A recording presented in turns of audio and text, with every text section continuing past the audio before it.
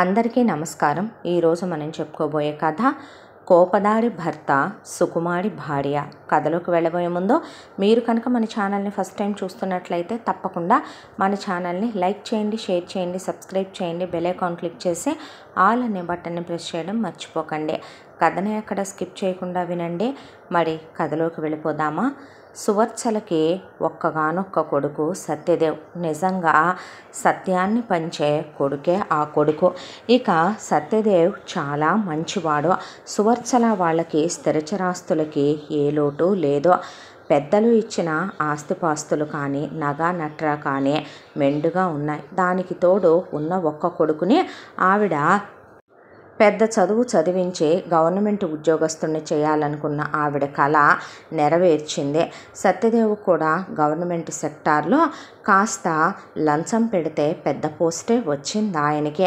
అలా ఉద్యోగంలో స్థిరపడ్డ కొడుక్కి కల్లా కపటం తెలియని తింగరదైనటువంటి పుష్పవల్లినిచ్చి పెళ్లి చేసింది సువర్చల. పుష్పవల్లికి ఏది పడితే అది మాట్లాడేసేయటం అలవాటు. నోట్లో ఏది దాగదో, కడుపులో ఏది దాచుకోలేదో. మనిషి తత్వమే ఏదైనా ఉంటే పైకి అనేయటమే. అయితే వీళ్ళిద్దరి అన్యోన్య దాంపత్యానికి ముందు కారకుడే సత్యదేవ్. ఆయన భార్యని చిన్న పాపలా చూసుకుంటాడు. అత్తగారు కోడల్ని ఎప్పుడూ ఒక్క మాట అనదో. తింగరదైన కోడల్ని కూడా ఆవిడ ఎంతో ప్రేమగా ఎంతో అపురూపంగా చూసుకుంటుంది. కానీ కట్నం తీసుకోకుండా చేసుకొచ్చుకున్న కోడలు. దానికి తోడు ఎదురు కోడలికి బోలెడంత బంగారం పెట్టి బోలెడన్ని పట్టుచీరలు పెట్టి ఇప్పటికీ వంట పని అత్తగారే చేస్తే ఇంట్లో పనులన్నీ చేయటానికి పనివాళ్ళుంటే పెద్దది సొంతిల్లు సత్యదేవ్ వాళ్ళదే.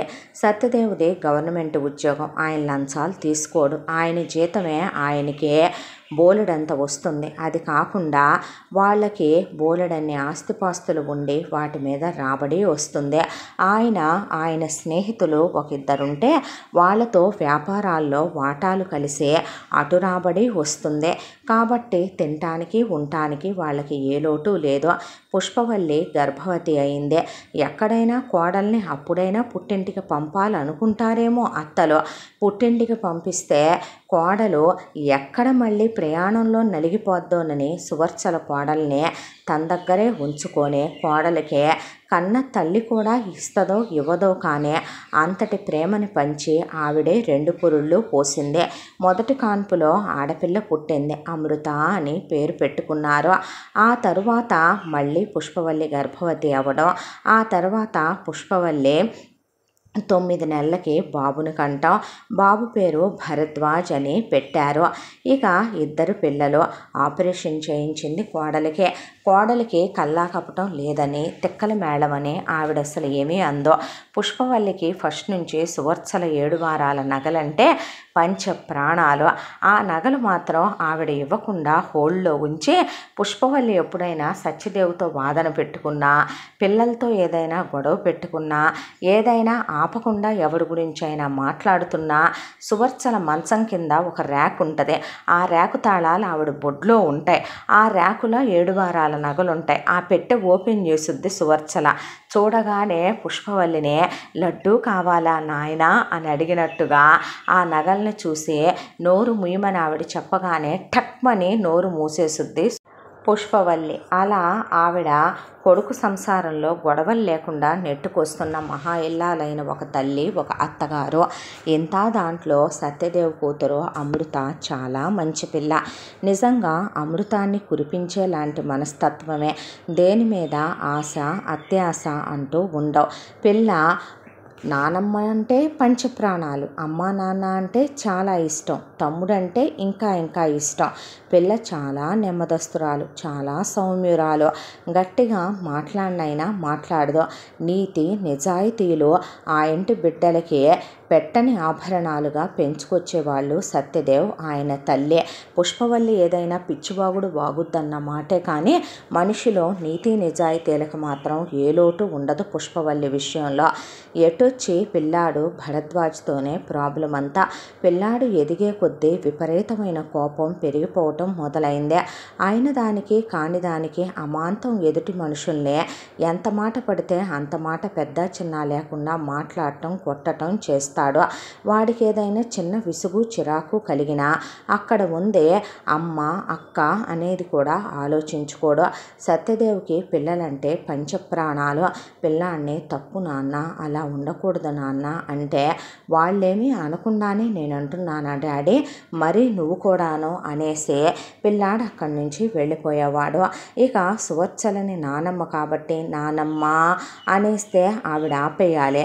పుష్పవల్లి మాత్రం వీడికి ఎవరు బుద్ధి వచ్చిందో, దరిద్రపు సచ్చినోడు, అసలు వీడేంటో వీడు మొండితనం ఏంటో అని అంటే ఇంకెవరు బుద్ధి, మీ మామయ్య బుద్ధే అంటే ఏమైందమ్మా అని సత్యదేవ్ అడిగితే, అబ్బో నా పెళ్ళైన దగ్గర నుంచి మీ నాన్నకు ఉన్న కోపం కాస్త కూస్తారా, ఆ కోపంతోనే నా ఎముకలు కొట్టాడో, ఆ కోపంతోనే ఏమనుకోబాకు అనేస్తాడంతే మీ నాన్న కొట్టి తిట్టే. ఆ తర్వాత నేను కాబట్టి నెట్టుకు రావటం అయిపోయిందే. నువ్వు కడుపున పడ్డావు నాకు నిండు నెలలో. అదే కోపంతో ఆయన ఎప్పుడు గొడవల్లో ఉండేవాడు, ఎప్పుడు తగాదాల్లో ఉండేవాడు. అమాంతం అవతల వాళ్ళని మనం 100 సార్లు కొట్టి గెలిస్తే వాడు ఒకసారి కొట్టి గెలుస్తాడుగా సత్యం.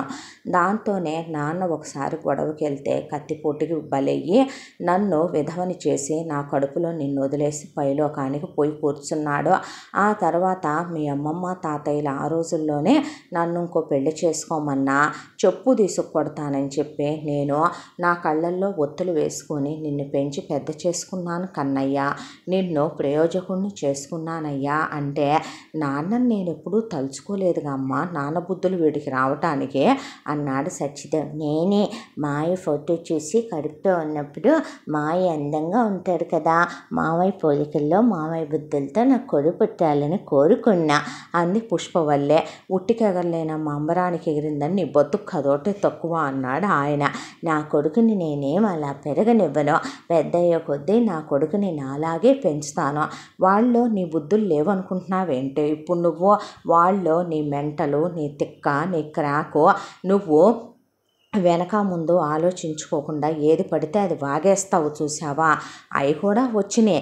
నీ తింగరతనం, నీ తిక్క, నీలా మాట్లాడటం చేతకపోవటం రావట్లేదు అనుకుంటున్నావా, అవి వస్తున్నాయి చూస్తూ ఉండు. ఒకే వరలో 2 కత్తులు ఇవ్వడమని నువ్వు వాడు రాను రాను ఎలా తయారవుతారో అనేసి ఆయన అక్కడి నుంచి వెళ్ళిపోయాడు. ఆయన అన్నమాట నిజమే అయిపోయే. పిల్లాడిని ఏ స్కూల్లో చేర్చినా టీచర్లో, మాస్టర్లో లేదా కో స్టూడెంట్స్ ఏదో ఒకటంటాం. పిల్లాడు అమాంతం వాళ్ళని తిట్టడం, కొట్టడం.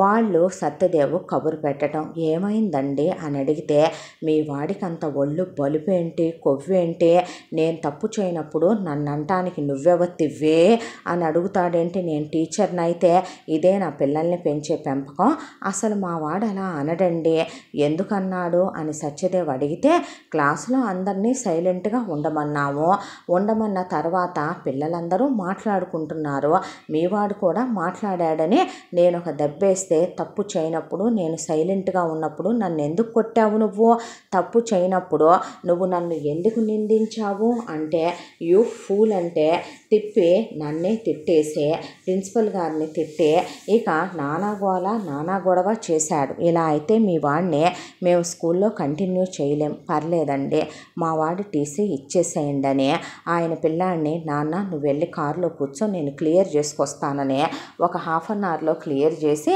పిల్లాడిని మళ్ళీ వేరే స్కూల్లో చేర్చుకొచ్చాడు. అలా పిల్లాడు 1వ తరగతి దగ్గర మొదలుపెట్టిన ఆయన ప్రయాణం స్పోర్ట్స్లో గొడవలను, లేకపోతే ఇంకో దాంట్లో గొడవలను, అవతల వాళ్ళల్లో తప్పులుంటాయి, కాకపోతే మనందరము కూడా బయట సమాజంలో బతుకుతున్నప్పుడు మనలో ఉండే ఎమోషన్స్ని తొక్కేసి నవ్వు అనేది ఒకటి పులుముకునే, మన బాధని మింగుకునే మనం ప్రపంచంలో నెట్టుకు రావాలి, నటించాలి. ఎవరో మహానుభావుడు చెప్పినట్టు జీవితమే ఒక నాటక రంగం, అందులో అందరూ నటీనటులేనని ఎవరి పాత్ర వాళ్ళు పోషించక తప్పదు కదా. మొగుడు దగ్గర పెళ్ళాం, పెళ్ళాం దగ్గర మొగుడు, తల్లిదండ్రుల దగ్గర పిల్లలు, పిల్లల దగ్గర తల్లిదండ్రులే నిజంగా ఉండే రోజులు కావివే. అలాంటిది ఇంత స్ట్రైట్ ఫార్వర్డ్ అయితే ఎలా అని ఆయన నయాన చెప్పి చూసి భయాన చెప్పి చూశాడు. అవతల వాళ్ళు తప్పు చెయ్యందే నేను తప్పు చేయనని నీకు తెలియదా డాడీ అంటే, తప్పుని సమర్థించమని చెప్తున్నావా అని కొడుకు అడిగితే ఆయన దగ్గర ఆన్సర్ లేదు. అది కాదు నాన్న అని నాన్నమ్మ కూర్చోబెట్టే ధర్మరాజు అలాగే వాళ్ళలా వీళ్ళిలా అని ఆవిడ మంచి మాటలు చెప్పుకుంటూ వస్తే పురాణాల్లో మరి శ్రీకృష్ణుడు అంతా యుద్ధం ఎందుకు చేయించాడు బామ్మ? అది ధర్మయుద్ధమా అధర్మయుద్ధమా? రాముడు రావణాసురుణ్ణి ఎందుకు చంపాడు? అది ధర్మమా అధర్మమా? ఆవిడ దగ్గర మాటలుండేవి కాదు. దరిద్రపు సచ్చినోడా, నువ్వు ఇలాగే ఉంటే ముదరష్టపోడా పెద్ద అయిన తర్వాత పనికిమాలిన ఎదవలా తయారవుతావని చెప్పలేక మీ నాయనమ్మ మీ నాన్న అలా చెప్తున్నారా అనేసరికి ఆ పక్కనే ఏది దొరికితే అది తీసుకొని అమ్మ మీద ఇసిరైపోతే వెళ్ళి అత్తయ్య అనే అత్తగారి పక్కన దాక్కునేది పుష్పవల్లే. నువ్వు నోరు ముయ్యవే, వాడికి ఇలాగైనా చెప్పుకునేదే, ఎందుకే రెచ్చగొట్టి మాట్లాడతావు అంటే రెచ్చగొట్టేదేంది మెంటలేదవా తిక్కసన్నాసే అంటే ఒరే నువ్వు ఊరుకోరా అనేసరికి అక్కని తోస్తే వెళ్ళి అమ్మ మీద పడి అక్క ఏదైనా జుట్టు పట్టుకున్నా బుగ్గ పట్టుకున్నా ఏదైనా చనువుగా ఉన్నా లే అని అక్కని ఎదిలిచ్చేసి 2 పీకి వెళ్ళేవాడు. ఆ ఇంట్లో అందరికీ అది అలవాటే. తండ్రి అంటే గౌరవం, విలువ, ప్రేమ, మర్యాద అన్నీ ఉంటాయి. మళ్ళీ సంస్కారం మర్చిపోయే విధానాలేమీ కాదు. ఆయన్ని ఒక్క మాట అనడు. ఆయన్ని తిట్టడం కొట్టడం అలా చేయటం ఉండవు. నానమ్మని ఏమీ అనడు. ఎటొచ్చి అమృత విసిగిస్తుంది. అప్పుడు అమృతకి 2 తడి పడతాయి. పుష్పవల్లి ఎప్పుడూ ఏదో ఒక కొండాటకపు మాటలు అంటది. దాంతో పుష్పవల్లికి అప్పుడప్పుడు చేతిలో ఏదుంటే అది తీసుకొని వేయటమో తిట్టి వెళ్ళిపోవటమో చేస్తూ ఉంటాడు. ఇంత దాంట్లో పిల్లాడు సంవత్సరానికి 2-3 స్కూళ్ళు మారుకుంటూ వచ్చిన చదువును మాత్రం నెగ్లెక్ట్ చేయకుండా ఎప్పుడూ టాప్ ర్యాంకులో ఉండేవాడు. పిల్లాడు టీనేజ్కి వచ్చాడు. టీనేజ్కి వచ్చిన అందరి పిల్లలకి టీవీ చూడటమో విపరీతంగా ఫోన్ వాడటమో ల్యాప్టాప్లు అడగటమో ఐప్యాడ్లు అడగటమో ట్యాబ్లు అడగటమో నాకు సైకిళ్ళు కావాలని బైకులు కావాలని కార్లు కావాలని లేదంటే గర్ల్ ఫ్రెండ్స్ లవ్ అఫైర్లు ఫోనుల్లో మెసేజ్లు ఫేస్బుక్లు ఇన్స్టాగ్రామ్లు టిక్టాక్లు టకాటక్కులని చాలా ఉంటున్న ఈ రోజుల్లో అసలు వీటన్నిటికీ దూరంగా ఉంటాడు భరద్వాజ. దానికి తోడు అవతల నుంచే ఎవరూ ఏది అనకపోతే వాడేమీ అనడు. కానీ అవతల వాళ్ళు వాడిని ఏదో ఒకటి కెలికి కావాలనే వాడిని గిల్లి గిల్లి రెచ్చగొడతారు. దానికి తగిన గిఫ్ట్లు వాళ్ళకి ఇచ్చేసి వస్తాడు. వెనకమాల నుంచే సత్యదేవ్ వెళ్ళి సరిచేసుకుంటూ వస్తాడు. ఇలా ఎంతకాలమో నాకు అర్థం కావటం లేదనేదే ఆయన బాధ, ఆయన దిగులు. అంతా దాంట్లో కొడుకు ఒక స్మోకింగ్ అలవాటు చేసుకోవాలా, డ్రింకింగ్ అలవాటు చేసుకోవాలా, అమ్మాయిలతో ఒక ఎఫ్ఐఆర్ లాంటివి ఉండవు. అంతా దాంట్లో తన దగ్గర ఏ రహస్యాలు దాయడు. చాలా ఓపెన్గా మాట్లాడతాడు. ఆయనే ఫోన్ కొనిచ్చి ఆయనే సైకిల్ కొనిచ్చి ఆయనే బైకులు కొనిచ్చి ఆయనే బట్టలు కొని ఆయనే అన్నిటి గురించి పట్టించుకోవటం తప్ప ఇది కావాలి అది కావాలి అది ఇవ్వు ఇది ఇవ్వు నువ్వేంటి అలా ఏంటి ఇలా ఏంటి అవేవి ఉండవు. అతివాద లక్షణాలు చేస్తే మాత్రమే ఊడుకోడు. ఇలా కాలచక్ర ప్రవాహంలో రోజులు తరలిపోతూ పిల్లాడు 10th అయిపోయి ఇంటర్కి వచ్చాడు. ఇంటర్కి వచ్చిన తర్వాత ఈలోపు పిల్ల చదువు అయిపోయింది. పిల్ల చదువు అయిపోయిన తర్వాత తల్లి ఉద్యోగం చేస్తావా, పెళ్లి సంబంధాలు చూడమంటావా అమ్మా అని అడిగితే నాకేమీ ఉద్యోగం చేయాలని లేదు నాన్న అంటే నేను అదే చెప్దాం అనుకుంటున్నానమ్మా, నేను బిజినెస్ పెట్టుకుందాం అనుకుంటున్నాను నాన్న. వద్దమ్మా, నువ్వు పెళ్లి చేసుకొని వెళ్ళిపో అత్తారింటికి. నువ్వన్నా ప్రశాంతంగా మనశ్శాంతిగా ఉన్నావనే ఇప్పటికే వాడిది నేను ఎన్నాళ్ళు మోయాల్సిన పల్లకీనో నాకు తెలియట్లేదు. తెలివితేటలు లేని అజ్ఞానవంతురాలైన మీ అమ్మని చేసుకొని మా అమ్మ చెప్పింది కదా అని విని ఇప్పటి వరకు నేను నెట్టుకొస్తున్నాయి చాలు. ఇక వీడి కోపంతో వీడు రుద్రతాండవాలు ఆడుతూ శివతాండవాలు చేస్తుంటే నేను రోజు వీడెనకాల తిరగటమే సరిపోతోంది. రేపొద్దున నాన్న నా గురించి పట్టించుకోలేదని నువ్వంటే నేను తీసుకోలేనమ్మా అంటే మీ ఇష్టం నాన్న అనేసింది కూతురు. అన్న తరువాత కూతురికి ఆయనే సంబంధం చూశాడు. అల్లుడి పేరు దర్శన్. అల్లుడు ఎంఎన్సి కంపెనీలో పెద్ద సెక్టార్లో పెద్ద ఉద్యోగంలో ఉన్నాడు. కుటుంబం మంచిదే. ఆయన పిల్లకి ఏం పెట్టాలనుకున్నాడో అది డాక్యుమెంట్ రూపేణా ఇస్తే తండ్రి ఏం పెట్టాడన్నది కూడా పిల్ల చూసుకోలే. ఎత్తుకెళ్ళి ఆ పేపర్లు అలా లాకర్లో పడేసిందే. ఒకవైపున అత్తగారు 7 వారాల నగలు పెట్టేసుద్దేమోననే పుష్పవల్లి కుక్కపిల్ల కూర్చున్నట్టే ఆవిడ కాళ్ళ చుట్టూ కాపలా కూర్చుంటే, పెట్టలేవే పుష్పం అంటే, వద్దొద్దు కొనిద్దాం, వద్దొద్దు కొనిద్దాం అంటే, నువ్వే వేసుకుంటున్నావు కదమ్మా, పెళ్ళైన దగ్గర నుంచి మళ్ళీ నువ్వు తీసుకుంటున్నావుగా, నేను రాత్రులు కూడా వేసుకుని పడుకుంటానంటే నువ్వు ఊరుకోవట్లేదుగా, ఏమి లేకే నీకు, నా 7 వారాల నగల మీదే పడ్డావేందే, నీకేం జాన్సలేదు, నీకు మీ అమ్మగారు వాళ్ళు 3 వడ్డాణాలు పెట్టారు, మీ మేనత్తలు జయించారు, మీ పిన్నులు జయించారు, నేను నీకు 4-5 వడ్డాణాలు జయించాను, వాడి ప్రాణం తీసి 2-3 వడ్డాణాలు చేయించుకున్నావు, అన్నిటి మీదకి వంకీలు ఉన్నాయి, కందోలీలు ఉన్నాయి, జడలు ఉన్నాయి, జడబిళ్ళలు ఉన్నాయి, ఏం లేవనమ్మా నీకు అంటే, ఎన్నున్నా సరే ఆడవాళ్ళకి బంగారం మీద మోహం వ్యామోహం లేకుండా ఎలా ఉంటే, నువ్వేగా బంగారు తల్లి అన్నావు, పెళ్లి చూపులకు వచ్చినప్పుడు ఈ బంగారం మీద నీకు మొహం మొత్తేసిందిలేమ్మా, నీతో నేను పచ్చి కొడుతున్నాలే, నేను ఈరోజు ఏం తిననులేమ్మా అనే ప్లేట్ నిండా ఇన్ని పిండొంట్లు పెట్టుకొని లోపలికి వెళ్ళి అలిగి కూర్చుంటుంది పుష్పవల్లి. నేను ఇవ్వనులేవే అమృతకే నూరా అంటే, అలా చెప్పావు అని ఆయన నీ మొహమే నీ మొహం అని పిల్లని తీసుకెళ్ళి, తీసుకోమ్మా నీకేం కావాలో అంటే, నో మోర్ ఫార్మాలిటీస్ నాన్న అని పిల్ల ఓ గోల్డ్ సెట్టు, ఓ డైమండ్ సెట్టు తీసుకుందే. అసలు తమ్ముడికి ఎంత పెడుతున్నారు, నాకెంత పెట్టారో, నానమ్మ నాకెందుకు నగలు ఇవ్వలేదు, అమ్మ దగ్గర ఉన్న నగల్లో నాకు వాటాలు ఇవ్వలేదేంటి, నాన్న మన ఆస్తులు మొత్తం ఎంత, నువ్వు నాకు ఎంత పెట్టావు, ఎంత చేసావని అడిగే పిల్లే కాదు. వాళ్ళ అత్తగారు వాళ్ళు మీరేం పెట్టాలనుకుంటున్నారో పిల్లకి పెట్టండి అనేశారు. ఇక సంవత్సరం తిరిగేసరికి పిల్ల కడుపుతూ ఉంటాం, పిల్లకి ట్విన్స్ 2 మగపిల్లలు పుట్టడం, పిల్ల లైఫ్ సెటిల్ అయిపోవటం, కూతురు అల్లుడు అదే ఊర్లో ఉంటాం, పిల్ల పద్దాకా కూడా పుట్టింటికి రాదు, నెలకు ఒకసారి ఒక్క పూట కనపడి వెళ్ళిపోద్ది పిల్లల్ని మొగుడిని తీసుకొచ్చే. అంతవరకు కాస్త ప్రశాంత పడ్డాడు ఆయన. ఈలోపు భరద్వాజ్దే ఇంటర్ అయిపోయింది, ఎంసెట్లో టాప్ మోస్ట్ ర్యాంక్ వచ్చింది కొడుక్కే. ఇక కళ్ళు తిరిగి పడిపోయింది పుష్పవల్లి.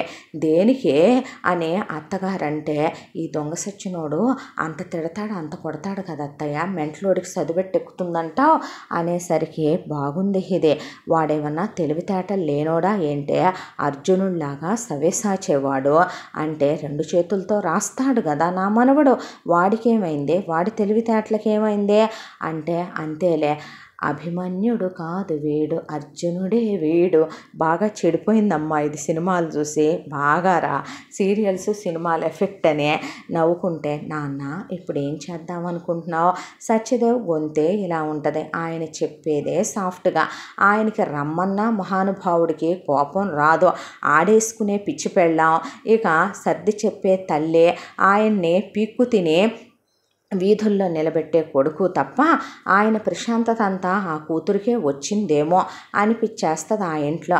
ఏముంది ఇంజనీరింగే అన్నాడు కొడుకు.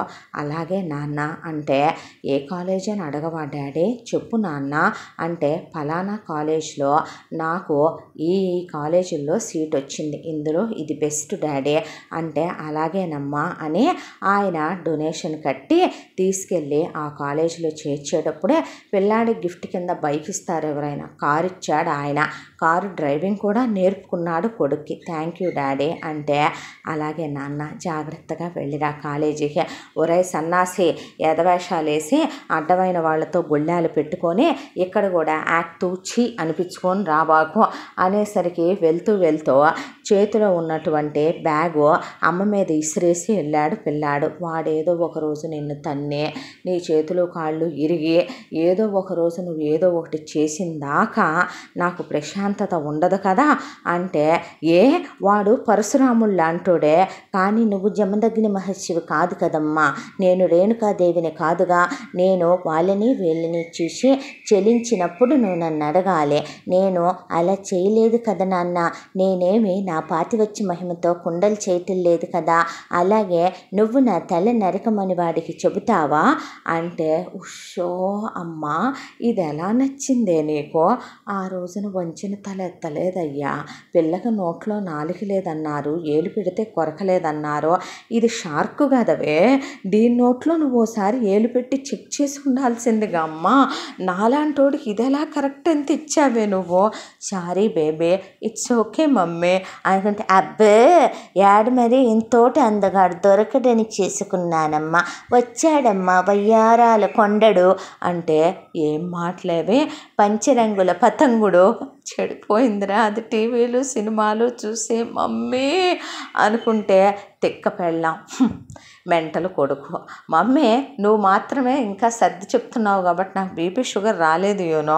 చిచ్చి వద్దు నాన్న బంగారు కొండ అనుకుంటే, నీకేమన్నా అయితే నేనేమైపోతాను, నగలేలా వేసుకోవాలి, నేను పట్టు చీరలు కట్టుకోకపోతే చచ్చిపోతాను, నీకు తెలియదు ఆ విషయం, నాకోసమైనా నువ్వు హెల్త్ జాగ్రత్త చూసుకోవాలి సత్యం అని అక్కడి నుంచి వెళ్ళిపోయేది పుష్ప.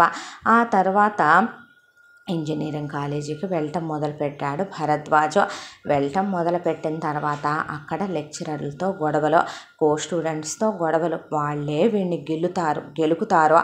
లెక్చరర్లకి కామన్గా ఉండే దరిద్రమైన జబ్బు ఏంటంటే, కొంతమంది స్టూడెంట్స్ని హైప్ చేసి చూడటం, వాళ్ళ ఫేవరెట్ స్టూడెంట్స్ అని కొంతమందితో అతి క్లోజ్గా ఉండటం, కావాలని కొంతమంది పిల్లల్ని డీగ్రేడ్ చేసి పాయింట్అవుట్ చేసి మాట్లాడటం.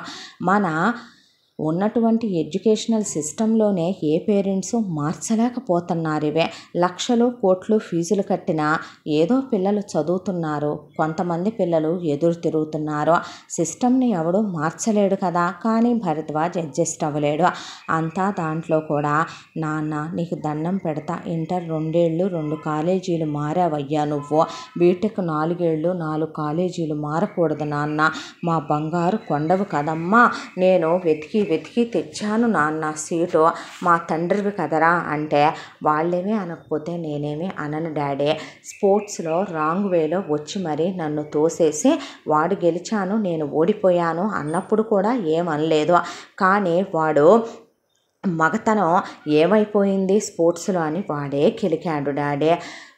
షో లెక్చరర్తో ఎందుకు గొడవ పెట్టుకున్నావు, నీకు విషయం తెలుసా డాడీ, ప్రాజెక్ట్ ఇచ్చినప్పుడు సెమినార్ దగ్గర నేను ఆల్రెడీ ఆ ప్రాజెక్టుకి సంబంధించి ఒక టాపిక్ ప్రిపేర్ అయ్యి వెళ్ళి చెప్దామనుకునే లోపు నేను ఇందులోంచి తీసి అందులో వేసాను, నువ్వు ఇప్పటికిప్పుడు ఇమీడియట్గా ఆ ప్రాజెక్ట్లో ఉన్న వాళ్ళతో పాటు ప్రిపేర్ అయ్యి అదే చెప్పాలన్నాడు తెలుసా. ఏం పుట్టిందిరా వీళ్ళకి, అందుకే అడిగాను డాడీ, ఏంటిది నువ్వు చేయాల్సింది కరెక్టేనా అని.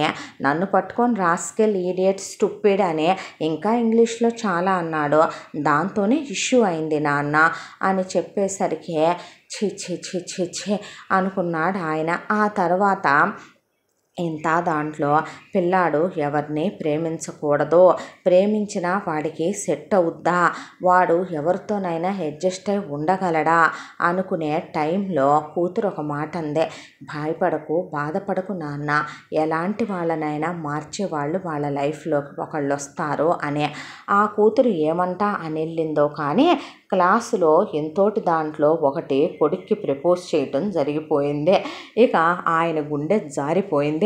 ఇంటికి వచ్చిన తర్వాత చూద్దాంలే ఆలోచిద్దాం అని ఇంటికొచ్చి కొడుకు ఫోన్లో మాట్లాడుతుంటే, ఎవరితో నాన్న ఫోన్లో అని ఆయన అడిగితే, ఆయనతో చాలా ఫ్రెండ్లీగా ఉంటాడు, చాలా క్లోజ్గా ఉంటాడు, ఆయన ఎప్పుడు పిల్లల్ని బిగ్ బాస్ అయ్యేలా ఒక కన్ను వాళ్ళ మీద వేసి వాళ్ళని ప్రతి క్షణం పుట్టిన దగ్గర నుంచి ఒక తండ్రిగా ఆయన బాధ్యత ఎంత ఏంటి అన్నట్టు గమనిస్తూనే ఉంటాడు ఒకవైపు నుంచి.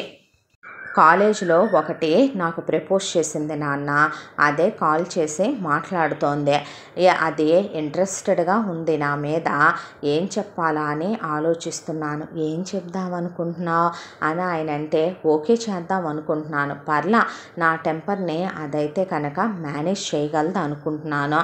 అలాగే నాన్న నువ్వు ఎలా అంటే అలాగే అని ఆయన అంతకు మించి ఏం మాట్లాడ్డా.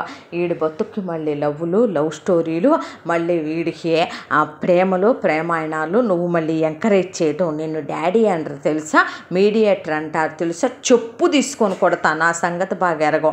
వాడు అలాగైనా కూల్ అవుతాడని నేను అనుకుంటే, పోనీ ఓ పని చెయ్యి, వాడికి అంత కోపం ఆవేశం పెరిగిపోయిందనుకో, ఏం చేయనే, ఓ పని చేయను, వాడి వెనకాలే వెళ్ళు, వాడేం చేసినా నువ్వు అక్కడ నేనున్నానని నుంచొని వాడి తన్నేయన్ని నువ్వు తన్నించుకొని వచ్చే, నిన్ను పంపేనా, నేను వెళ్ళనుగా, నా సీరియల్ టైం అయింది బాయ్ అని వెళ్ళిపోయేది అక్కడి నుంచే.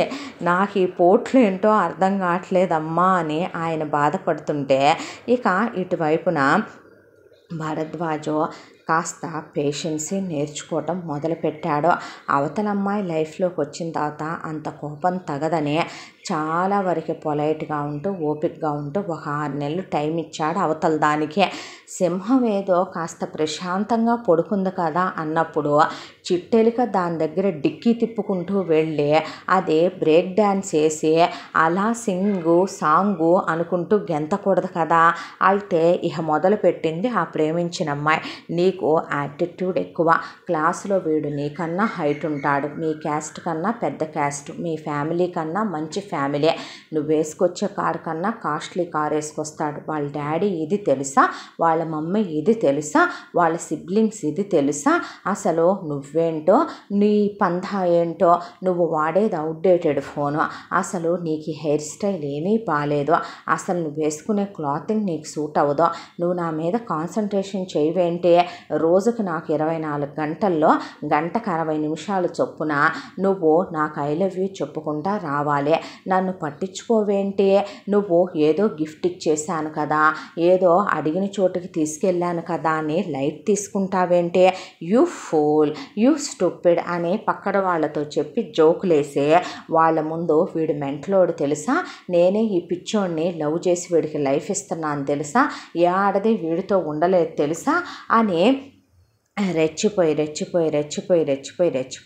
చిట్టెలుక సింహం ముందు డ్యాన్స్ చేయడం మొదలు పెడితే, జూలు విదిల్చిన సింహం 6 నెలల తర్వాత లేచి నుంచొని తంతే గ్రౌండ్లోనే వెళ్ళి కింద పడి తలకి దెబ్బెమ్మటి బెజ్జం పడిపోయి నోట్లో నుంచి ఒకవైపున తల్లో నుంచి అలా బ్లడ్ డ్రాప్స్ కింద కారి నన్ను కొడతావా అంటే దవడలో వాసిపోయిందాకా బాధేశాడు భరద్వాజ.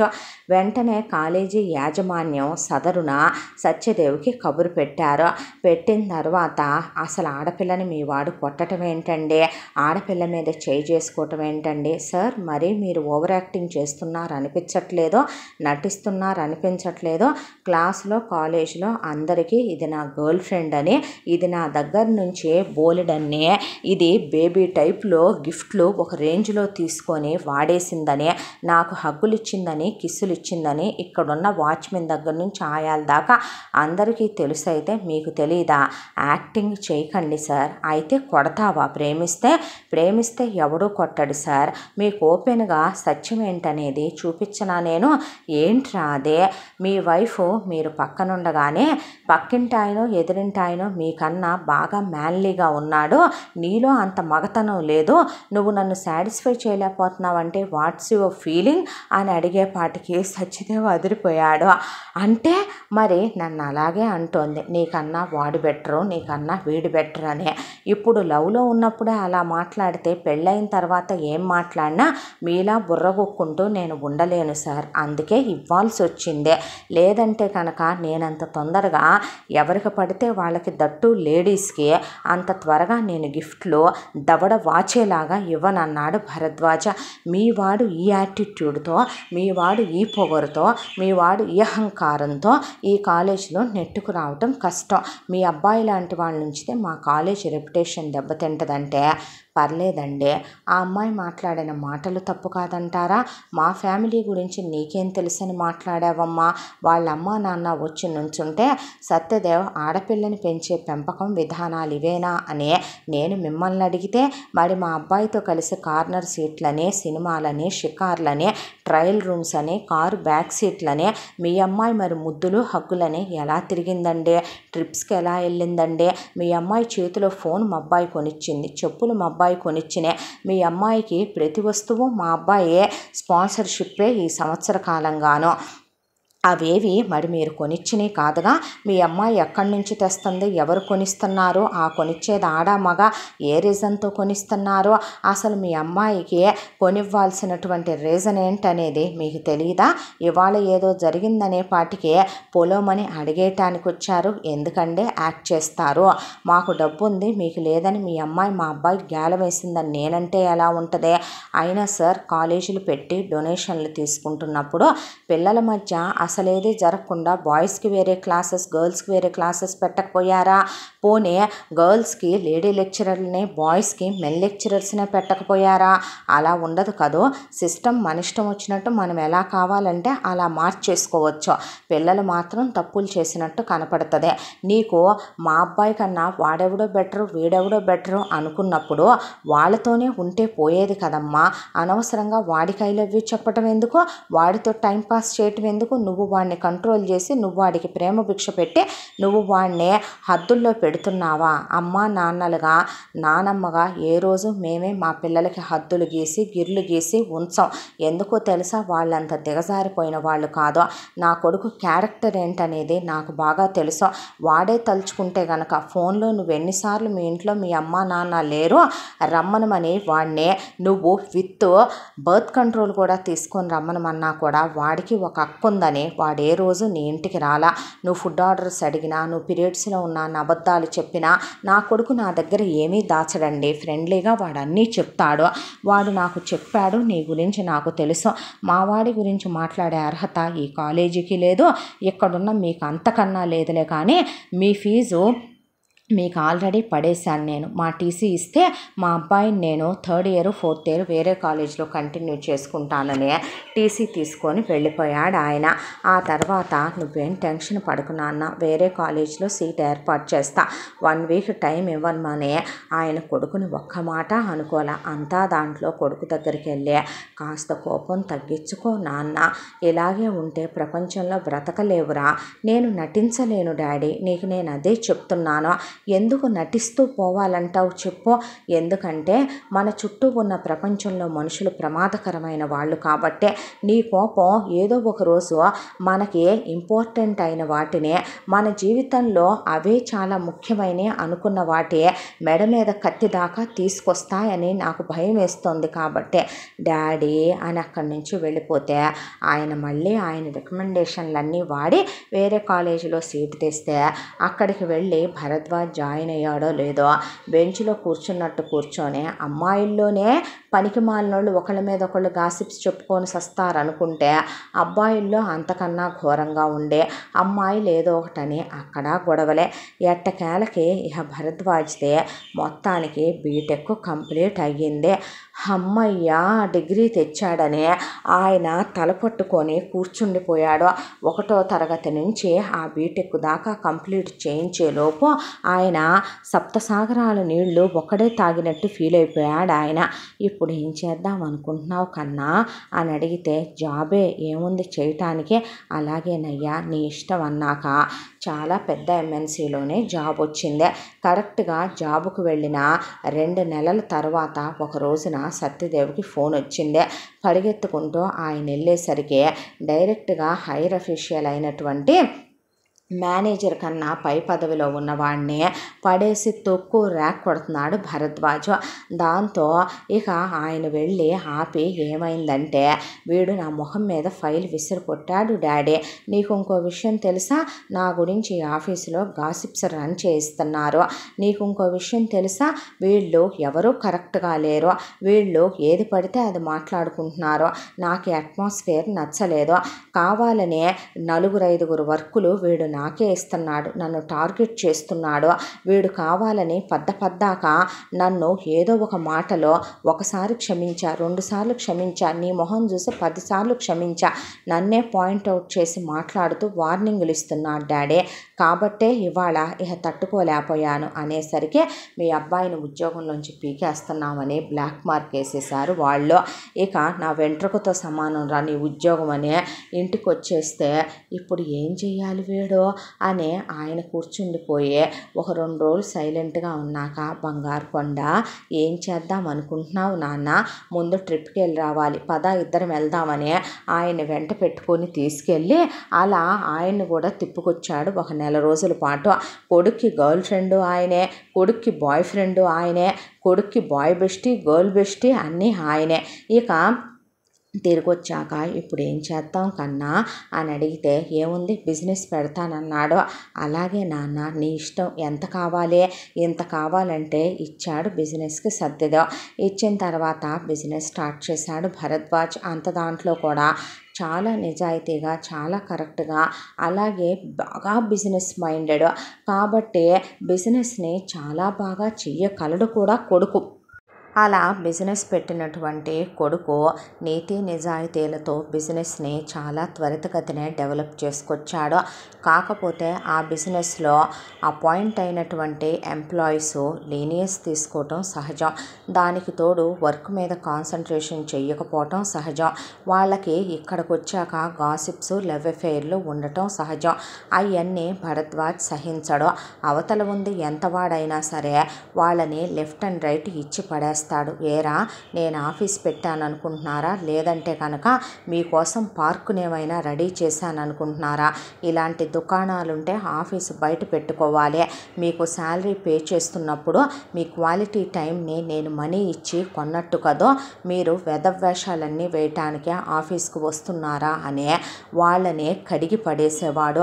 పైకి ఎవరు ఏమీ అనరు, కానీ శత్రువులు మన చుట్టూనే తయారవుతారు. వాళ్ళందరూ శాలరీల కోసం పనిచేయటమే తప్ప ఒక్కళ్ళు నిజాయితీగా పనిచేసేవాళ్ళు కాదు. పైగా భరద్వాజ్ వెనకాల కటికి తిట్లు తిట్టుకునేవాళ్ళు భరద్వాజ్నే.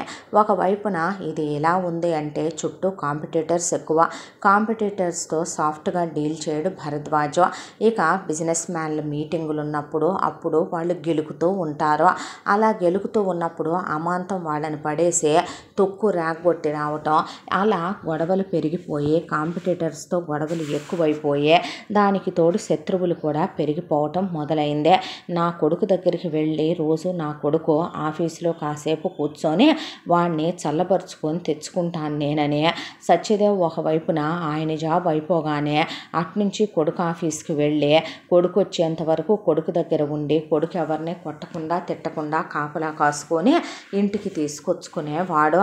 ఇలా ఆయన బతుకు చెప్పకూడదు కానీ 1 మ్యాన్ ఆర్మీ అయిపోయే, ఇటు పెళ్ళాం ఏదో ఒకటి గెలకటం, పెళ్ళాన్ని కొడుకు ఏది తీసుకొని వేస్తాడు అననే ఇంట్లో కాపలా, ఒకవైపున ఆవిడ సరి చేసుకుంటూ రావటం, మధ్య మధ్యలో కూతురు వచ్చి తమ్ముడు ఊరుకోరా, ఎందుకంత కోపం, పిచ్చి మాటలు మాట్లాడకక్క, ఎవరికే కోపం, రీజన్లెస్గా నేను ఎవరిని ఏమీ అనను, ఆ విషయం నీకు తెలిసి నువ్వు కూడా చెప్పకక్క అంటే, ఎందుకమ్మా వాడిని గెలికి విసిగిస్తావో అంటే, నేను గెలికేదేంటే అంత మెంటలు అంత కోపం ఉండొచ్చా, అమ్మాయిల్ని పువ్వుల్ని చూపించమని చెప్పారు జులై సినిమాలో ఇలాంటి మెంటల్ సన్నాసులకే, అందుకే మీ నాన్నకి చెప్పా ఓ 10 మంది అమ్మాయిల్ని మాట్లాడి రోజుకు 4-5 గదిలోకి పంపు కూలవుతాడనే అనేపాటికి ఆయన దవడకు పెట్టించి ఒక్కటి తీసి, చూసావమ్మా నేను తండ్రినా బ్రోకర్నా ఆ పనులు చేయటానికే, ఇలాంటి సినిమాలన్నీ చూసి తిక్కుమాలిన సలహాలు ఇస్తుందమ్మా ఇది నాకంటే, అమ్మ వాడే మారతాడు, ప్రతి ఒక్కళ్ళ లైఫ్లో కూడా భగవంతుడు మార్పును తెచ్చే వాళ్ళనే ఒకళ్ళని పుట్టించే ఉంచుతాడు, వాళ్ళు ప్రేమను నింపుతారు, నీలాగా ఇలా మాట్లాడకూడదమ్మా అంటే, దీన్ని నేను నెట్టుకు రావట్లేదమ్మా ఇంతకాలంగా, ఇంకో మగాడైతే దీని జాయింట్లు తీసేయడు, నేను కాబట్టి సరిపోయిందని ఆయన అంటే, అంతే సంసారాలు కాపురాలు అంటే సర్దుకుపోకుండా ఎవరికీ అవ్వవమ్మా, ఈరోజు ఇలా ఉండే వీడే రేపు మారతాడు, నీకు నమ్మకం ఉందా అమ్మా తమ్ముడు మారతాడని అని ఆయనంటే, మారతాడు డాడీ, దేనికైనా ఒక టైం రావద్దు అని చెప్పేలేదు కూతురు, అమృత అని పేరు పెట్టినందుకు వచ్చినప్పుడు అమృతపు జల్లులు ఆయన గుండెల్లో కురిపించి పోయేది ఆ కూతురు. మేనమావగా పిల్లలతో చాలా సరదాగా ఆడుకుంటాడు, కొడుకు నవ్వటం అంటే ఆయనకి ఎంతో ఇష్టం, ఆ నవ్వు నెలలో 2 సార్లు 3 సార్లు వచ్చుద్దే, వచ్చినప్పుడు క్లిక్ చేసుకున్న ఫోటోలు ఇల్లంతా నింపేసుకున్నాడు ఆయన కొడుకే, వారసుడనే, ఒకవైపున ఆయన తండ్రి పోలికలో పుట్టాడనే, ఒకవైపున నానమ్మగా సువర్చలకి పంచప్రాణాలు భరద్వాజ్ అంటే. కొడుకు అంటేనే అసలు చచ్చేంత ఇష్టం. పుట్టంగానే చేతుల్లోకి తీసుకుంటే ఆయన వేలు అలా పట్టుకున్నాడనే రోజుకు 1000 సార్లైనా ఆయనకు ఆ సంఘటన గుర్తొస్తుంది. తమ్ముణ్ణి ఎత్తుకొని తిప్పి తమ్ముణ్ణి ఒళ్ళో వేసుకొని ఆడిచ్చాననే అమృతకి ఇష్టం. పైకి తిట్టుద్ది కానీ పుష్పవల్లికి కొడుకంటే చాలా ఇష్టం. వీళ్ళని అన్నంతసేపు అని అంతలోకి కూడా ఇక అవతల వాళ్ళదేం తప్పు లేదా, నా కొడుకు బంగారం, నా కొడుకు నిప్పు, అవతల వాళ్ళదే తప్పు, మీరు తప్పే అన్నట్టు మాట్లాడి కొడుకును వెనకేసుకొస్తుంది. ఒక్కోసారి నవ్వేసి ఊరుకుంటారు ఆ ఇంట్లో వాళ్ళు. ఇలా రోజులు గడిచిపోతూ ఉండగా సత్యదేవ్ ఆఫీసులో ఉన్న ఒక ఆయన కూతురు పెళ్ళి అనే పిలవటానికని చెప్పి ఆయన సత్యదేవ్ వాళ్ళ ఇంటికి వచ్చాడు. అసలు ఎప్పుడు నువ్వు రావటమే తప్ప ఏ ఫంక్షన్ అన్నా చెల్లెమ్మని తీసుకురావే, అమ్మని తీసుకురావే, అసలు అమ్మాయి పెళ్ళి కాకుండా ఉన్నన్నాళ్ళు దేనికి తీసుకొచ్చింది లేదో. అమ్మాయి వాళ్ళు లేరు, అమ్మాయి అల్లుడు పిల్లల్ని తీసుకొని ట్రిప్పుకి వెళ్ళారు అని చెప్పాడు ఆయన. ఈసారి రాకపోతే ఊరుకోను, నా ఇంట్లో ఆఖరి పెళ్ళి నా కూతురుదే, తప్పకుండా ఇంటిళ్ళకు అది రావాలి. వాడిని ఎన్నాళ్ళు దాస్తావురా, నీ కొడుకుని ఏనాడో చూశాను, వాడు 5-6 ఏళ్ల వయసు అప్పుడు, తీసుకోనరా వాడిని కూడా నలుగురిలో కలుపుతూ ఉంటే పిల్లలకి మంచి మంచి సంబంధాలు వస్తూ ఉంటాయి. అలాగే వాడి మనసు కూడా పరిపరి విధాలా వెళ్ళి కాస్త మనుషుల్లో కలిస్తే పిల్లలకి ఉత్సుకత ఉత్సాహాలు లాంటివి వస్తాయని ఫ్రీ అడ్వైజ్ ఒకటి ఇచ్చి శుభలేఖ ఇచ్చిపోయాడు ఫ్రెండ్. ఆయన పుష్పవల్లికి నోరు కుదరదని పెళ్ళైనప్పుడు ఎప్పుడో ఆయన ఒకసారి బయటికి తీసుకెళ్తే అక్కడ స్టార్ట్ చేసి ఒక ఇష్యూ ఆయన నెత్తి మీదకి తెచ్చింది. ఆ తర్వాత పిల్లాడు టీనేజ్లో ఉండగా ఒకసారి బయలుదేరవే అంటే అంతా రెడీ అయిన తర్వాత బయలుదేరే టయానికి వాడిని గెలికి వాడి షర్టు బాలేదని వాడి షర్టు జేబు చించేసిందే. వాడు పుష్పవల్లి చీరంతా చించి జుట్టంతా పీకేసి నగలన్నీ తెంపేసి అమ్మ కొడుకులు కొట్టుకుంటూ కూర్చుంటే వీళ్ళమ్మ కొడుకులు తల పట్టుకొని కూర్చొని ఆ రోజు లగ్గాయిత్తా ఆయన పుష్పవల్లిని ఎక్కడికి తీసుకెళ్ళడు. అసలు భరద్వాజని తీసుకెళ్తే గొడవలు వస్తాయేమో, అక్కడ ఎవడో ఒకడు కిలికి చచ్చాడంటే మళ్ళీ అక్కడ అట్మాస్ఫియర్ అంతా ఇదవుద్దని ఆయన వెళ్ళి 2 నిమిషాలు ఉండి వచ్చేస్తాడు. చుట్టాలు బంధువులు ఎవరైనా పిలవటానికి వచ్చినా నీ కొడుకును మాత్రం తీసుకురాబాకు అని చెప్తే నా కొడుకుని తీసుకురావలసిన అవసరమూ లేదు, నేను రావలసినంత గొప్ప శుభకార్యాలు మీ కావులే కానీ శుభలేఖలు తీసుకొని ఈగో చదివింపులు తీసుకొని వెళ్ళిపోండని ఆయన కొడుకు కోసం ఎవరినైనా వదిలేసుకుంటాడు కానీ ఎవరో కోసం కొడుకును వదిలేసుకోడు. సువర్చల ఆయన భర్త లేడని ఆవిడంత త్వరగా బయటికి వెళ్ళదు. కానీ ఆయన వచ్చినవాడు సత్యదేవ్ ప్రాణ స్నేహితుడు, పైగా ఆయన రిటైర్ అయిపోవటానికి దగ్గరలో ఉన్నాడు. వచ్చి తీరాల్సిందేనని అన్నిసార్లు రిక్వెస్ట్ చేస్తే వెళ్ళకపోతే మనకుందని బలుపు అనుకుంటారని సరే వెళదామా అమ్మ అని అడిగితే ముందు చిన్నోడిని అడుగు అంది సువర్చల. అదేంటి నన్ను అడగరా అమ్మా కొడుకు, నీదే ఉందలే నాన్న, రెడీ అవుదుగానిలే. నిజమా అత్తయ్య, రెడీ అవునా నేను అంటే అలాగేనమ్మా, నీకు ఎలా నచ్చితే అలా అవుదుగానే అనేసరికి నేను వెళ్ళి ఇప్పటి నుంచే రెడీ అవటానికి అన్నీ తీసుకోవాలి అని వెళ్ళిపోయింది పుష్పవల్లి. చూసావా అమ్మ దాని ఆనందం, కోతి కొబ్బరి చెప్పు దొరికినట్టుంది వాడిచ్చిన శుభలేఖ చూడంగానే దాని విషయం అనే.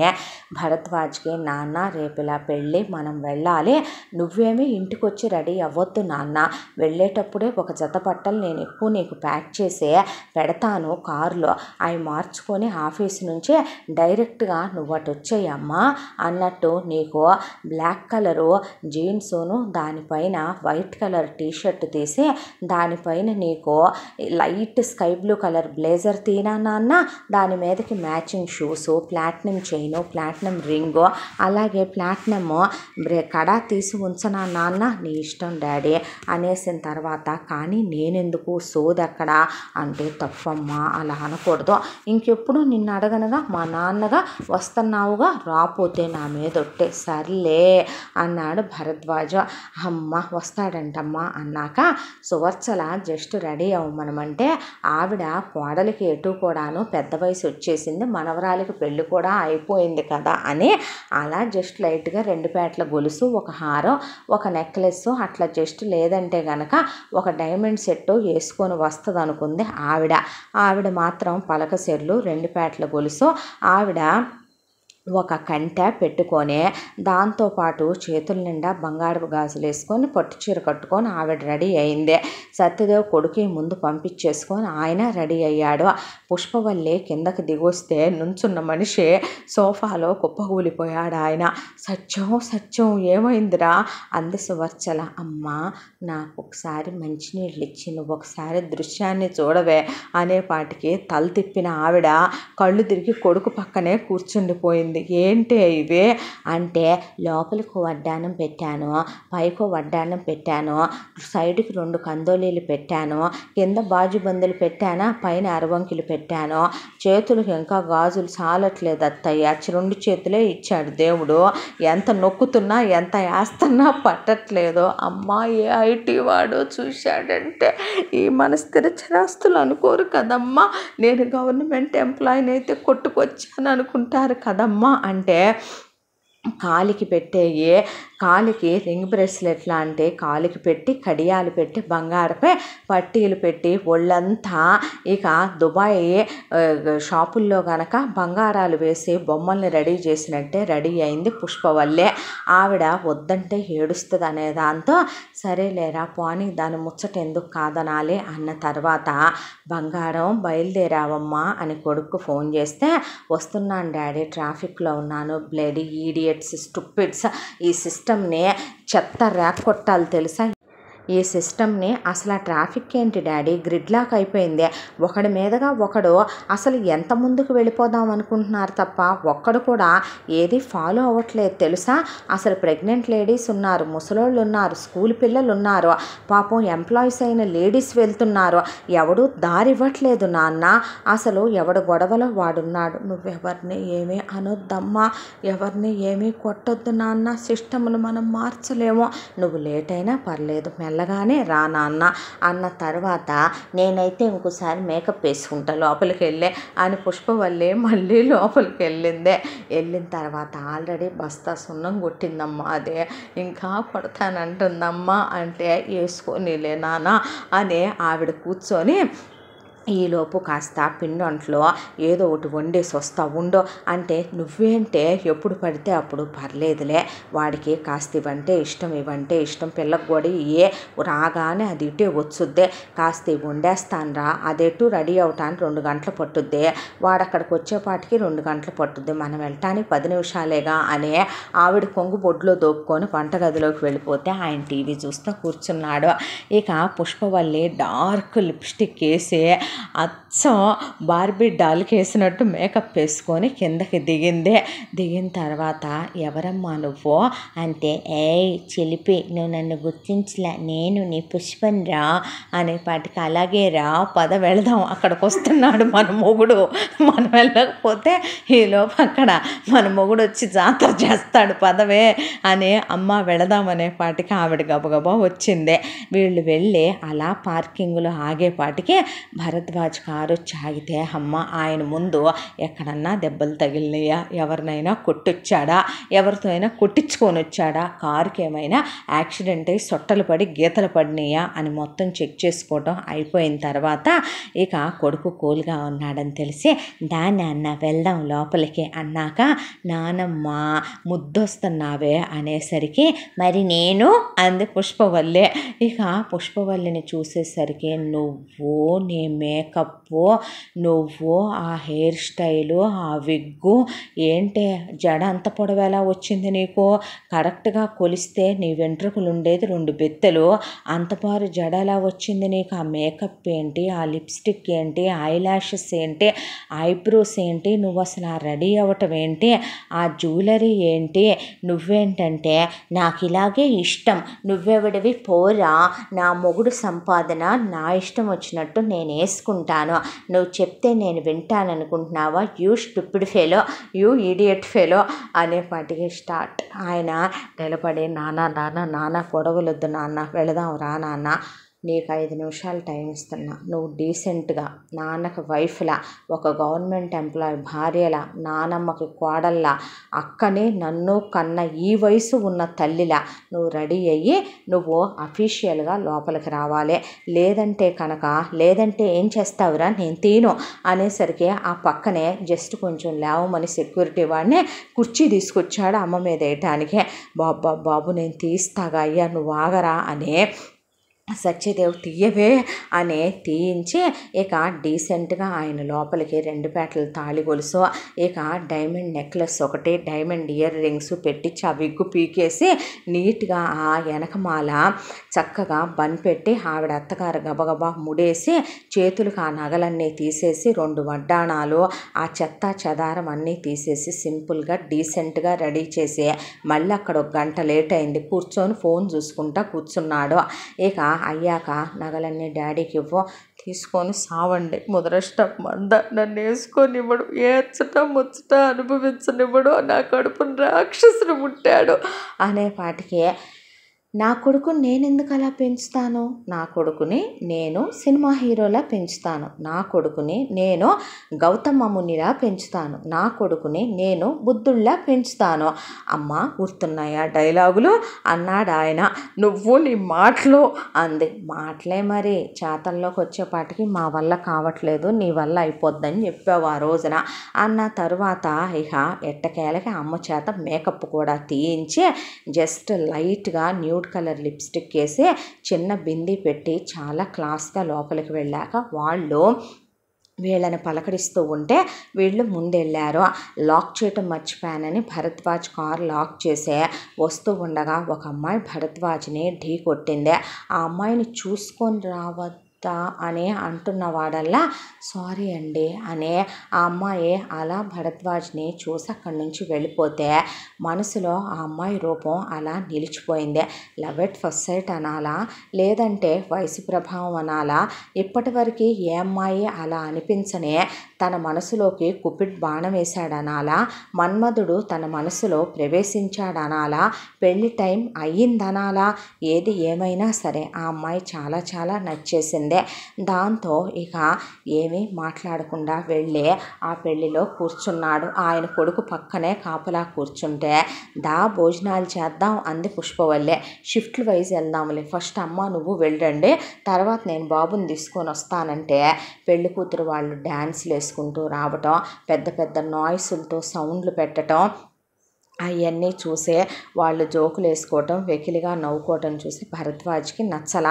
వెంటనే ఆయన అక్కడి నుంచి షిఫ్ట్ చేసి భోజనాల దగ్గరికి తీసుకెళ్తే ఆ అమ్మాయి అక్కడ అటు ఇటు తిరుగుతూ భోంచేస్తూ చిరునవ్వు నవ్వుతూ అందరితో మాట్లాడటం చూసి ఆ అమ్మాయి వైపే పదే పదే చూస్తూ ఆ అమ్మాయిని ఒక 4-5 క్లిక్స్ తీసుకొని ఇంటికి వచ్చారు. వచ్చిన తర్వాత ఇక నన్ను నగలేసుకొనివ్వలేదు అని కూతురికి ఫోన్ చేసి చెప్పి ఏడుపు లంకించుకుంది పుష్పవల్లే. అయిపోయాక పుట్టిన వాళ్ళకి చెప్పి అయిపోయాక వియ్యాల వారికి చెప్పడం మొదలుపెట్టింది.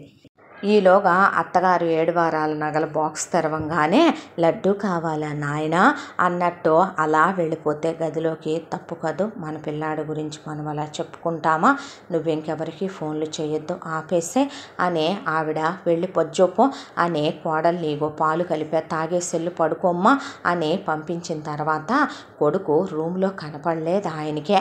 ఆయన ఎప్పుడూ పిల్లల్ని ఒక బాధ్యత గల తండ్రిగా ఒక కంట కనిపెట్టుకుంటూనే ఉంటాడు, అది మంచిలో అయినా చెడులో అయినా. ఇక చూస్తే పిల్లాడేంటి కళ్ళేడో అని అలా టెర్రస్ మీదకి వెళితే ఒక్కడే నుంచోనే అలా ఆలోచించుకుంటున్నాడు ఆకాశంలోకి చూస్తూ. ఆ అమ్మాయే పదే పదే వద్దనుకున్నా జ్ఞాపకం వస్తుంది.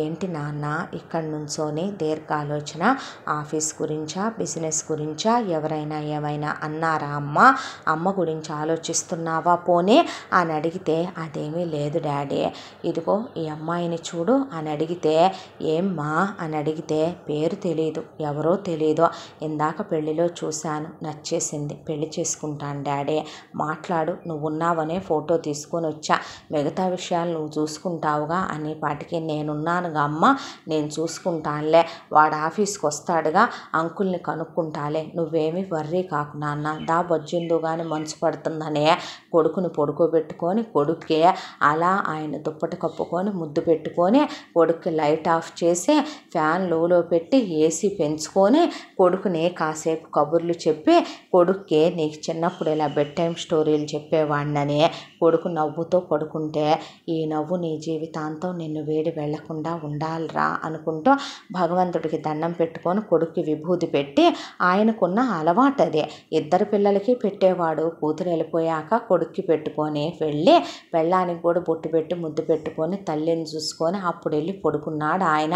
ఒక కంప్లీట్ ఫ్యామిలీ మ్యాన్ అనాలా, జెంట్ల్మ్యాన్ అనాలా, దేవుళ్ళలాంటి వ్యక్తి అనాలా, ఆయన అనటానికి బహుశా సత్యదేవ్ అనే ఆయన పేరు పెట్టినందుకు నిజంగానే సత్యదేవుడేనేమో అన్నట్టే ఉంటుంది ఆయన ప్రవర్తన కూడాను. అయిపోయిన తర్వాత ఇక ఆయన్ని పెళ్ళికి పిలిచిన ఫ్రెండ్ హడావిడి అయిపోయి ఒక వారం తర్వాత ఆఫీస్కి వచ్చాడు. వచ్చిన ఫ్రెండ్ని ఆ ఫోటోలు చూపించి ఆయన డీటెయిల్స్ అడిగాడు. డీటెయిల్స్ అడిగిన తర్వాత కాళ్ళు కొట్టుకుంటూ సత్యదేవ్ ఆ రోజు సాయంత్రం ఇంటికి వచ్చాడు. ఆయన ఇంటికి వచ్చిన తర్వాత వెనకాలే ఇక తండ్రి డల్గా డ్రైవ్ చేసుకురావటం చూసిన భరద్వాజు తండ్రి వస్తూ ఉండటం చూసి షాపింగ్కి వెళ్దాం అనుకున్నాడు కూడా వెనకాలే వచ్చాడు. అయితే కొడుకు వచ్చిన సంగతి ఆయన చూసుకోలా. బయటే కిటికీ పక్కన తండ్రి మాటలు వింటూ ఆగిపోతే ఏమైంది నాన్న సత్యం, ఎందుకురా అలా ఉన్నావు అని సువర్చల అంటే ఏమీ లేదమ్మా, వాడు నేను ఏదడిగినా ఇస్తావా డాడీ అన్నాడు. నేను ఇవ్వగలిగిందైతే ఇస్తానన్నానమ్మా, నా ప్రాణమైనా ఇస్తాను కదా నేను వాడి కోసం అంటే ఏమైంది ఇప్పుడు అంది పుష్పవల్లే. వాడు ఒక అమ్మాయి సంబంధం గురించి అడిగాడు కదమ్మా. అడిగాడు, ఏమైంది అమ్మాయికి ఎంగేజ్మెంట్ అయిపోయిందా, కొంపదీసి పెళ్ళైపోయి పిల్లలున్నారా ఏంటి అంది పుష్పవల్లి. కాదు అంటే మరేంటి అని అడిగితే వాళ్ళ ఫ్యామిలీ చాలా మంచిదంట, ఆ అమ్మాయికి ఒక అక్క ఉందంట, ఆల్రెడీ ఆ పిల్లకి పెళ్ళి అయిపోయిందంట, పెద్దమ్మాయి ఒక మాట అన్నా గట్టిగా పట్టుకోదంట, తుడిచేసుకొని వెళ్ళిపోద్దంట. కానీ ఈ చిన్నపిల్ల పేరు వసుమతి అంట, అమ్మాయి బీటెక్ చదివి ఒక చోట ఉద్యోగం చేస్తోందంట. వాళ్ళ నాన్న కూడా ఒక గవర్నమెంట్ ఎంప్లాయీనమ్మా, కాకపోతే నా అంత సెక్టార్లో లేడు, కానీ తినా గొడవ వాళ్ళకి బాగానే ఉందే. పిల్లకి ఆత్మాభిమానం, సెల్ఫ్ రెస్పెక్ట్ చాలా ఎక్కువంట, గొడవలంటే భయం అంట, ఒక చిన్న మాట అన్నా కూడా పడదంట, ఒకళ్ళని తొందరపడి ఒక మాట అనదంట, చాలా పేషెన్స్ ఎక్కువంట, ఆ అమ్మాయి చాలా సెన్సిటివ్ అంట. అలాంటిది ఆ పిల్ల మన ఇంట్లో ఉండటం అంటే అని ఆయన ఒక క్షణం పాటు ఆగిపోయి ఇంతకీ ఆ అమ్మాయి ఎవరంట అని అడిగింది పుష్పవల్లే. పెళ్ళి కూతురు ఫ్రెండ్కి ఫ్రెండ్ అంట. ఇక వచ్చి అలా పెళ్ళికి రాను అంటే ఆ అమ్మాయి వాళ్ళ ఫ్రెండ్కి ఫ్రెండ్ రావాల్సిందేనని చెప్పి తీసుకొని మరీ వచ్చిందంట ఈ పిల్లనే అని చెబితే చాలా దగ్గర చుట్టాలే వస్తున్నారు ఈ మధ్య పెళ్ళిళ్ళకి అనుకున్న తర్వాత ఇదంతా వర్కౌట్ అవ్వదులే. కానీ నీకో మాట చెప్పనా, నేను వాడితో ఆ అమ్మాయికి ఆల్రెడీ ఎంగేజ్మెంట్ అయిపోయిందనో, పెళ్ళై 2 పిల్లలు ఉన్నారనో, ఈ మధ్య ఎవరు వేసుకుంటున్నారు తాళి నల్లబూసలు మెట్లు, కాబట్టే వేసుకోలేదనో, వాళ్ళ ఆయన కూడా పెళ్ళికి వచ్చాడు మనోడు చూడలేదనో ఏదో ఒకటి చెప్పే నువ్వు అంటే నోరు ముయ్యవే, నేను అది ఆలోచించట్లేదు, వాడు అడక్క అడిగాడో ఇష్టపడ్డాడో ఏమో, కానీ అమ్మ పెళ్ళంటే జీవితాంతం 2 మనుషులు కలిసి ఉండాలి కదో, మనోడికి ఏమో షార్ట్ టెంపరు, తొందరపాటు ఎక్కువ, అవతల వాళ్ళదే తప్పుంటే అంటాడని కాదు, వాడికి విసుగు చిరాకు వస్తే యువతల ఉంది ఎంత వాళ్ళు అనేది చూసుకోకుండా వాడికి చెయ్యి నోరు లేస్తుంది.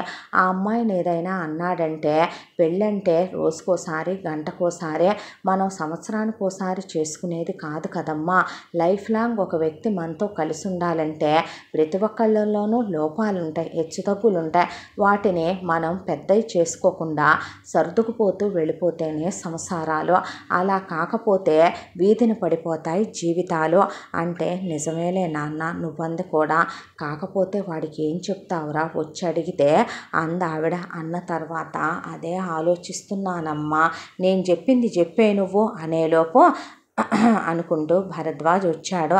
ఎక్కడ వాళ్ళు అక్కడ సైలెంట్ అయిపోయారు. అయిపోయిన తర్వాత భోంచేసి ఆ తర్వాత నీతో మాట్లాడాలి డాడీ అన్నాక టెర్రస్ మీద మాట్లాడుకుంటారు తండ్రి కొడుకులు. నేను వస్తానంది పుష్పవల్లి. ఏం చేస్తావు వచ్చి నువ్వు, నోరు మూసుకొని లోపలికి వెళ్ళి పడుకోపో మమ్మీ అన్నాడు భరద్వాజు. వీడికి నేను భయపడాలా? నేను భయపడను. వాడికి భయపడొద్దులే, వాడి బెల్టులకి వాడికి భయపడొద్దు, వాడి ఐరన్ రాడ్లకి వాడికి భయపడొద్దు, వాడి కోపానికి భయపడదు కానీ వెళ్ళు నువ్వు అన్న తర్వాత ఏనా అన్న అన్నాడు ఆయన. పైకి రా అన్న తర్వాత వెళ్ళాక, ఏ డాడీ నువ్వు కూడా నన్ను కోపిష్టి వాడని ట్యాగ్ వేసేసావా? నువ్వు కూడా నాకు అమ్మన్నట్టు మెంటలని తిక్కని, నా తిక్కకో లెక్క లేదని నేను కోపిష్టి వెదవనని డిసైడ్ చేసేసావు కదూ నువ్వు కూడా. మీరు మాట్లాడుకుందంతా నేను విన్నాను డాడీ అన్న తర్వాత, అది కాదు నాన్న, పెళ్ళంటే లైఫ్ లాంగ్ ఇద్దరు వ్యక్తులు కలిసి మెలిసి ఉండాలి. అలాంటిది మీరేదైనా అనుకునే ఇద్దరూ కలిసి డిస్టర్బ్ అయ్యే ఏదైనా లైఫ్లో రాంగ్ డెసిషన్ తీసుకోవటం అయిపోయి నువ్వు తొందరపాటులో ఒక మాట అంటే ఆ అమ్మాయి మాట పడదంటయ్యా.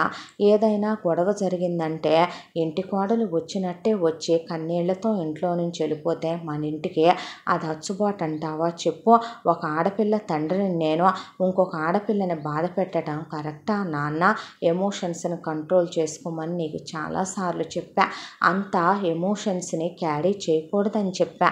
నువ్వు విన్నావా అయ్యా నా మాట అంటే చాలాసేపు అలా ఆలోచిస్తూ ఆయన కూర్చుంటే భరద్వాజ్ నిలబడి అటు ఇటు తిరిగి, సరే డాడీ అలాగైతే నువ్వు చెప్పినట్టే వింటాను అన్నాడు ఆయన. అవును డాడీ, తన దగ్గర మాత్రం నా కోపం ఎప్పటికీ బయటికి రాదు. నేనేంటనేది తనకెప్పటికీ నేను తెలియనివ్వను. తనతో మాత్రం నేను చాలా ప్రేమగా ఉంటాను. తన్ని నేను ఒక దెబ్బ కొట్టను, ఒక మాట అనను, సరేనా అంటే నిజంగా అన్నాడు ఆయన. నిజంగా నీ మీదొట్టు అనేసరికి వెంటనే మాట్లాడేను సంబంధం అనే సంబరంగా కిందకి వెళ్ళిన ఆయన దేవుడి దగ్గరికి వెళ్ళి దండం పెట్టుకొని కొడుక్కి విభూతి పెట్టి ఆయన పెట్టుకొని వెళ్ళి పడుకొని ఎంత దాంట్లో ఒకటి మర్చిపోయాడు ఆయన. నేను వసుమతిని ఏమీ అనను అన్నాడు తప్ప నేను నా చుట్టూ ఉన్న వాళ్ళని ఏమీ అనను అనే మాట కొడుకు ఇవ్వను లేదు, ఆయన అడగను లేదు. ఆయన మీద ఒట్టేయించుకుంది కోడలి విషయంలో మాత్రమే. ఎంత దాంట్లో ఆయన ఏమరపాటులో అసలు విషయాన్ని మర్చిపోయి కొడుకు మారిపోతానన్నాడు కావాలనే సంబరంలో పెళ్లి కుదిర్చాలనే ఆనందంలో మునిగిపోయాడు.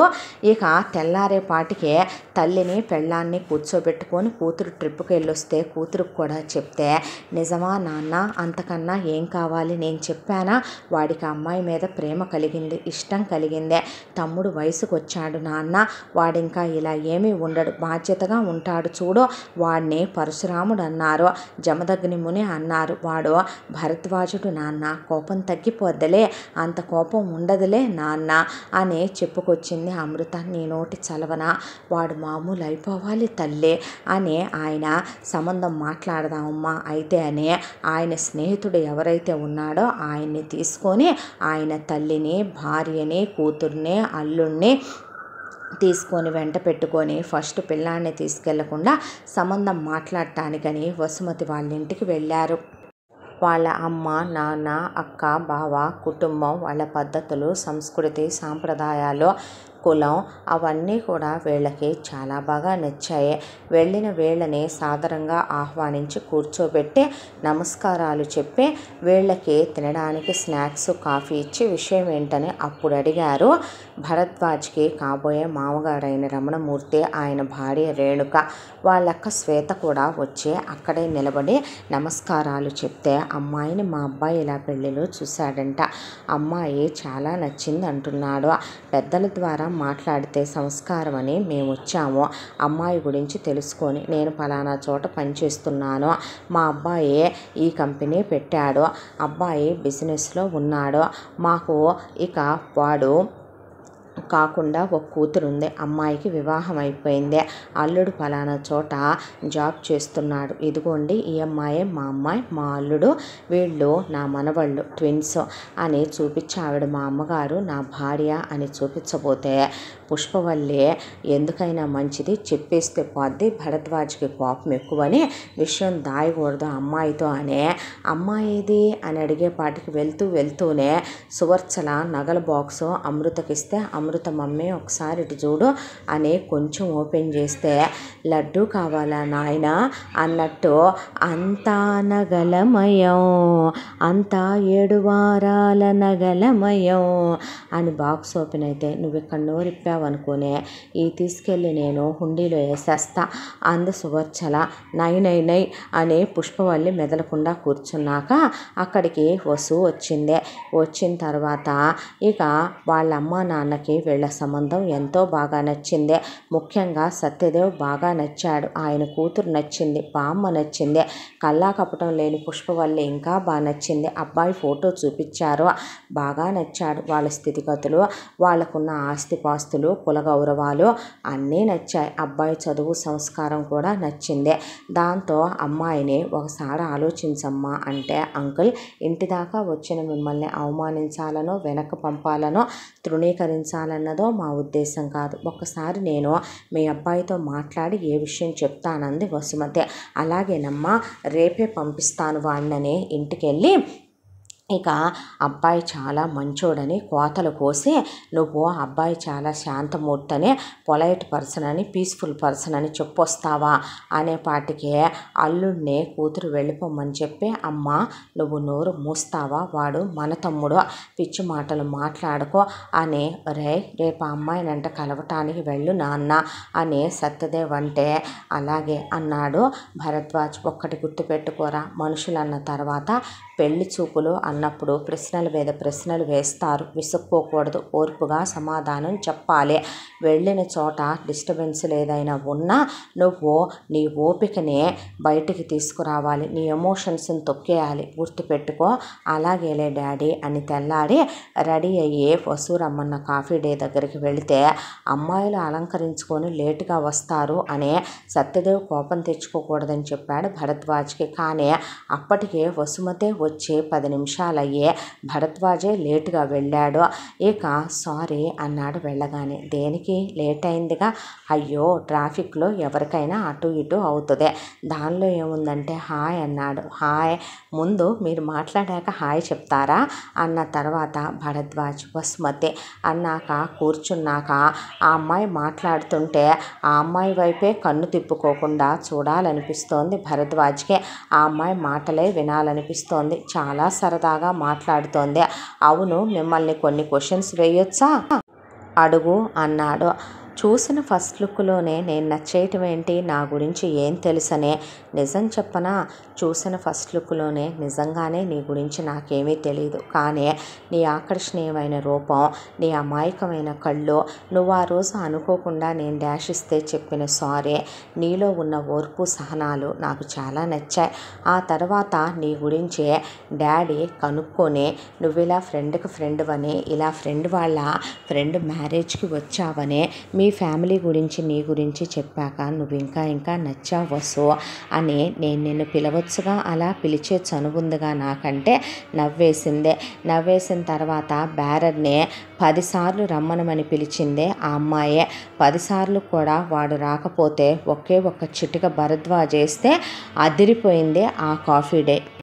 వెంటనే బేరరు అక్కడికి వచ్చాడు. వచ్చిన తర్వాత ఏంటింత లేటు అని అడిగితే, అంటే చాలామంది ఉన్నారు కదా మేడం అన్న తర్వాత, సరే ఇది ఉందా లేదు, ఇది ఉందా లేదు, ఇది ఉందా లేదు, ఇది ఉందా లేదు, లేచి వాడి తలకాయ పగలగొట్టాలన్నంత కోపం వచ్చింది భరద్వాజ్కి. ఏమున్నాయి మీ దగ్గర, ఇవి ఉన్నాయి అంటే, సరే ఏదో ఒకటి ఆర్డర్ చేయండి అంటే, అదేంటి నువ్వు చెప్పొచ్చుగా, నాకు అంత ఇంట్రెస్ట్ ఏమీ లేదు, తినటానికి ఏమీ రాలేదుగా, మాట్లాడుకోవటానికేగా వచ్చాము, పర్వాలేదు ఏదో ఒకటి ఫార్మాలిటీకి చెప్పండి అన్నాక సరేనని చెప్పాడు భరద్వాజ్. చెప్పిన తర్వాత ఇక పక్కన వెకిలిగా లవ్ చేసుకునే వాళ్ళు కూర్చొని డైరెక్ట్ ఏ సర్టిఫికెట్ మాట్లాడుకుంటుంటే చాలా అనీజీగా అనిపించే. బయట లాన్లో ఉంటే అక్కడ కొన్ని టేబుల్స్ వేసి జనాలు లేరు, అక్కడికి వెళ్ళి కూర్చుందామా అని అడిగాడు భరద్వాజ్. అలాగేనని తన లోపలున్న కోపాన్ని తొక్కుతూనే ఉన్నాడు ఇందాకటి నుంచే. ఆ తర్వాత ఆర్ యూ కంఫర్టబుల్ అంది వసుమతి. యా కూర్చోమనే మాట్లాడుకోవటం మొదలుపెట్టారు. ఆ తర్వాత నీకు అసలు కోపమే రాదా అన్నాడు. ఎందుకు రాదు, అందరం మనుషులమే. కాకపోతే ప్రతి కనిపించిన అడ్డమైన గాడిద మీద మన కోపాలు చూపించి మన ఎమోషన్స్ని వేస్ట్ చేసుకోవటం ఎందుకు అనేసి ఆ అమ్మాయి ఏమీ మాట్లాడలేదు. ఆ అమ్మాయి సరదాగా మాట్లాడటం, తన సమాధానాలు చెప్పటం, ఆ తర్వాత బ్యారెడ్ ఫుడ్ తీసుకురావటం, తినటం అయిపోయాక ఇక వెళ్ళబోయే సమయం అయిందని నచ్చానా చెప్పలేదు ఇంతకీ అని అడిగితే నేను ఫస్ట్ లుక్లోనే నచ్చారు అని చెప్పి ఆ తర్వాత పెళ్ళయ్యాక ఏదైనా మన ఇద్దరి మధ్య ప్రాబ్లమ్స్ రావటం కన్నా కొన్నాళ్ళు ట్రావెల్ చేద్దాంగా అంది. అలాగే నన్నాడు. ఆ తర్వాత నువ్వు వెళ్ళి కారులో కూర్చో, నేను ఇప్పుడే వస్తాను అంటే అలాగే. ఎక్కడికి, వాష్రూమ్ అన్నాడు. ఐఎమ్ సారీ, పర్లేదు వెళ్ళు అన్నాక వెళ్ళి డైరెక్ట్గా ఆ బ్యారర్ని ఓనర్ని షర్ట్లు పట్టుకొని ఏరా రెస్టారెంట్లు ఎందుకు పెట్టి రన్ చేస్తాడురా ఒక్కొక్కడు, నాకు అర్థం కాదు, ఎన్నిసార్లు పిలవాలిరా మిమ్మల్ని, మెన్యూలో ఏ ఐటమ్స్ అయితే లేవో అవన్నీ మూసుకొని మెన్యూలోంచి తీసేసి ఎయ్యున్నాయో అంతవరకే ఒక బోర్డు మీద రాసుకొని చావచ్చుగా, ఇంకోసారి నీ హోటల్కి వచ్చే ఉద్దేశం నాకు లేదు. కానీ నువ్వు ప్రవర్తించిన తీరే కనుక ఇంతకుముందు నేనున్న సిచ్యువేషన్లో ఎవడైనా ప్రవర్తించుంటే నేను ఇచ్చే సమాధానమే వేరేగా ఉండేదే అనేసరికి వసుమతి ఏమైంది అక్కడ అని అడిగింది రాగానే. ఏం లేదు, ఈసారి మెనూలో ఉన్న ఐటమ్స్ అన్నీ ఉండేలా చూసుకోమని చెప్పొచ్చా, మర్చిపోలే అని నవ్వింది. తర్వాత 6 months జర్నీ, ఇద్దరు మాట్లాడుకోవటం, ఆ అమ్మాయి వీళ్ళింటికి రావటం, తను వాళ్ళ ఇంటికి వెళ్ళటం, ఫ్యామిలీలు రెండు కలవటం, ఆ అమ్మాయిని ఆఫీసు తీసుకొచ్చి ఆఫీస్ అంతా చూపించటం, ఇక మామగారు మంచి చెడు అత్తగారు చెప్పాలనుకోవటం, అనుకున్నప్పుడల్లా 7 వారాల నగల బాక్స్ ఓపెన్ అయ్యి క్లోజ్ అవ్వటం, ఇలా ఆడపడుచు వచ్చి కలిసిపోయి మాట్లాడటం, ఇలా 6 నెలల కాలం గడిచిపోయే. చాలా లవ్ చేసుకున్నారు ఇద్దరు. చాలా చాలా నచ్చాడు భరద్వాజ్ వసుమతికి.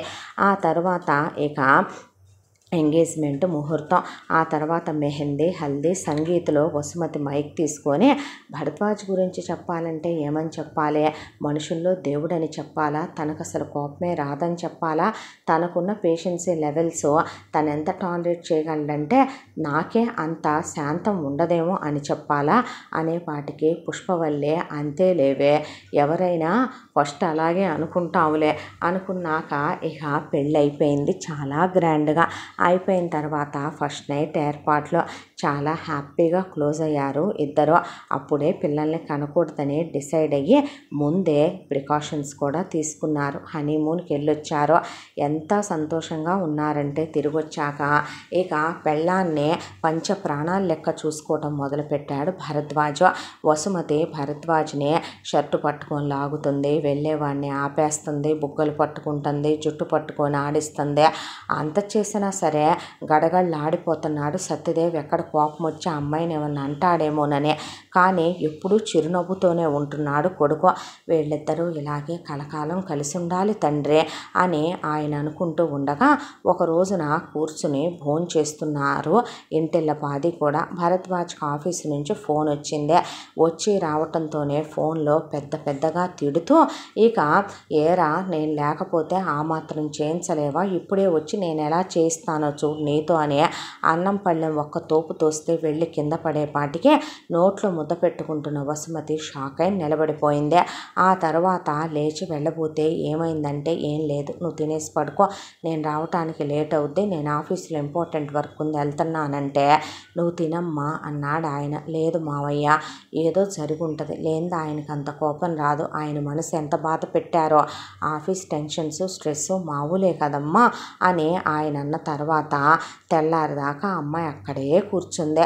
ఆ తర్వాత పనమ్మాయిని కోడలికి జ్యూస్ ఇచ్చి లోపలికి తీసుకెళ్ళమంటే ఆ రోజు సాయంత్రానికి కానీ భరద్వాజ్ రాలా.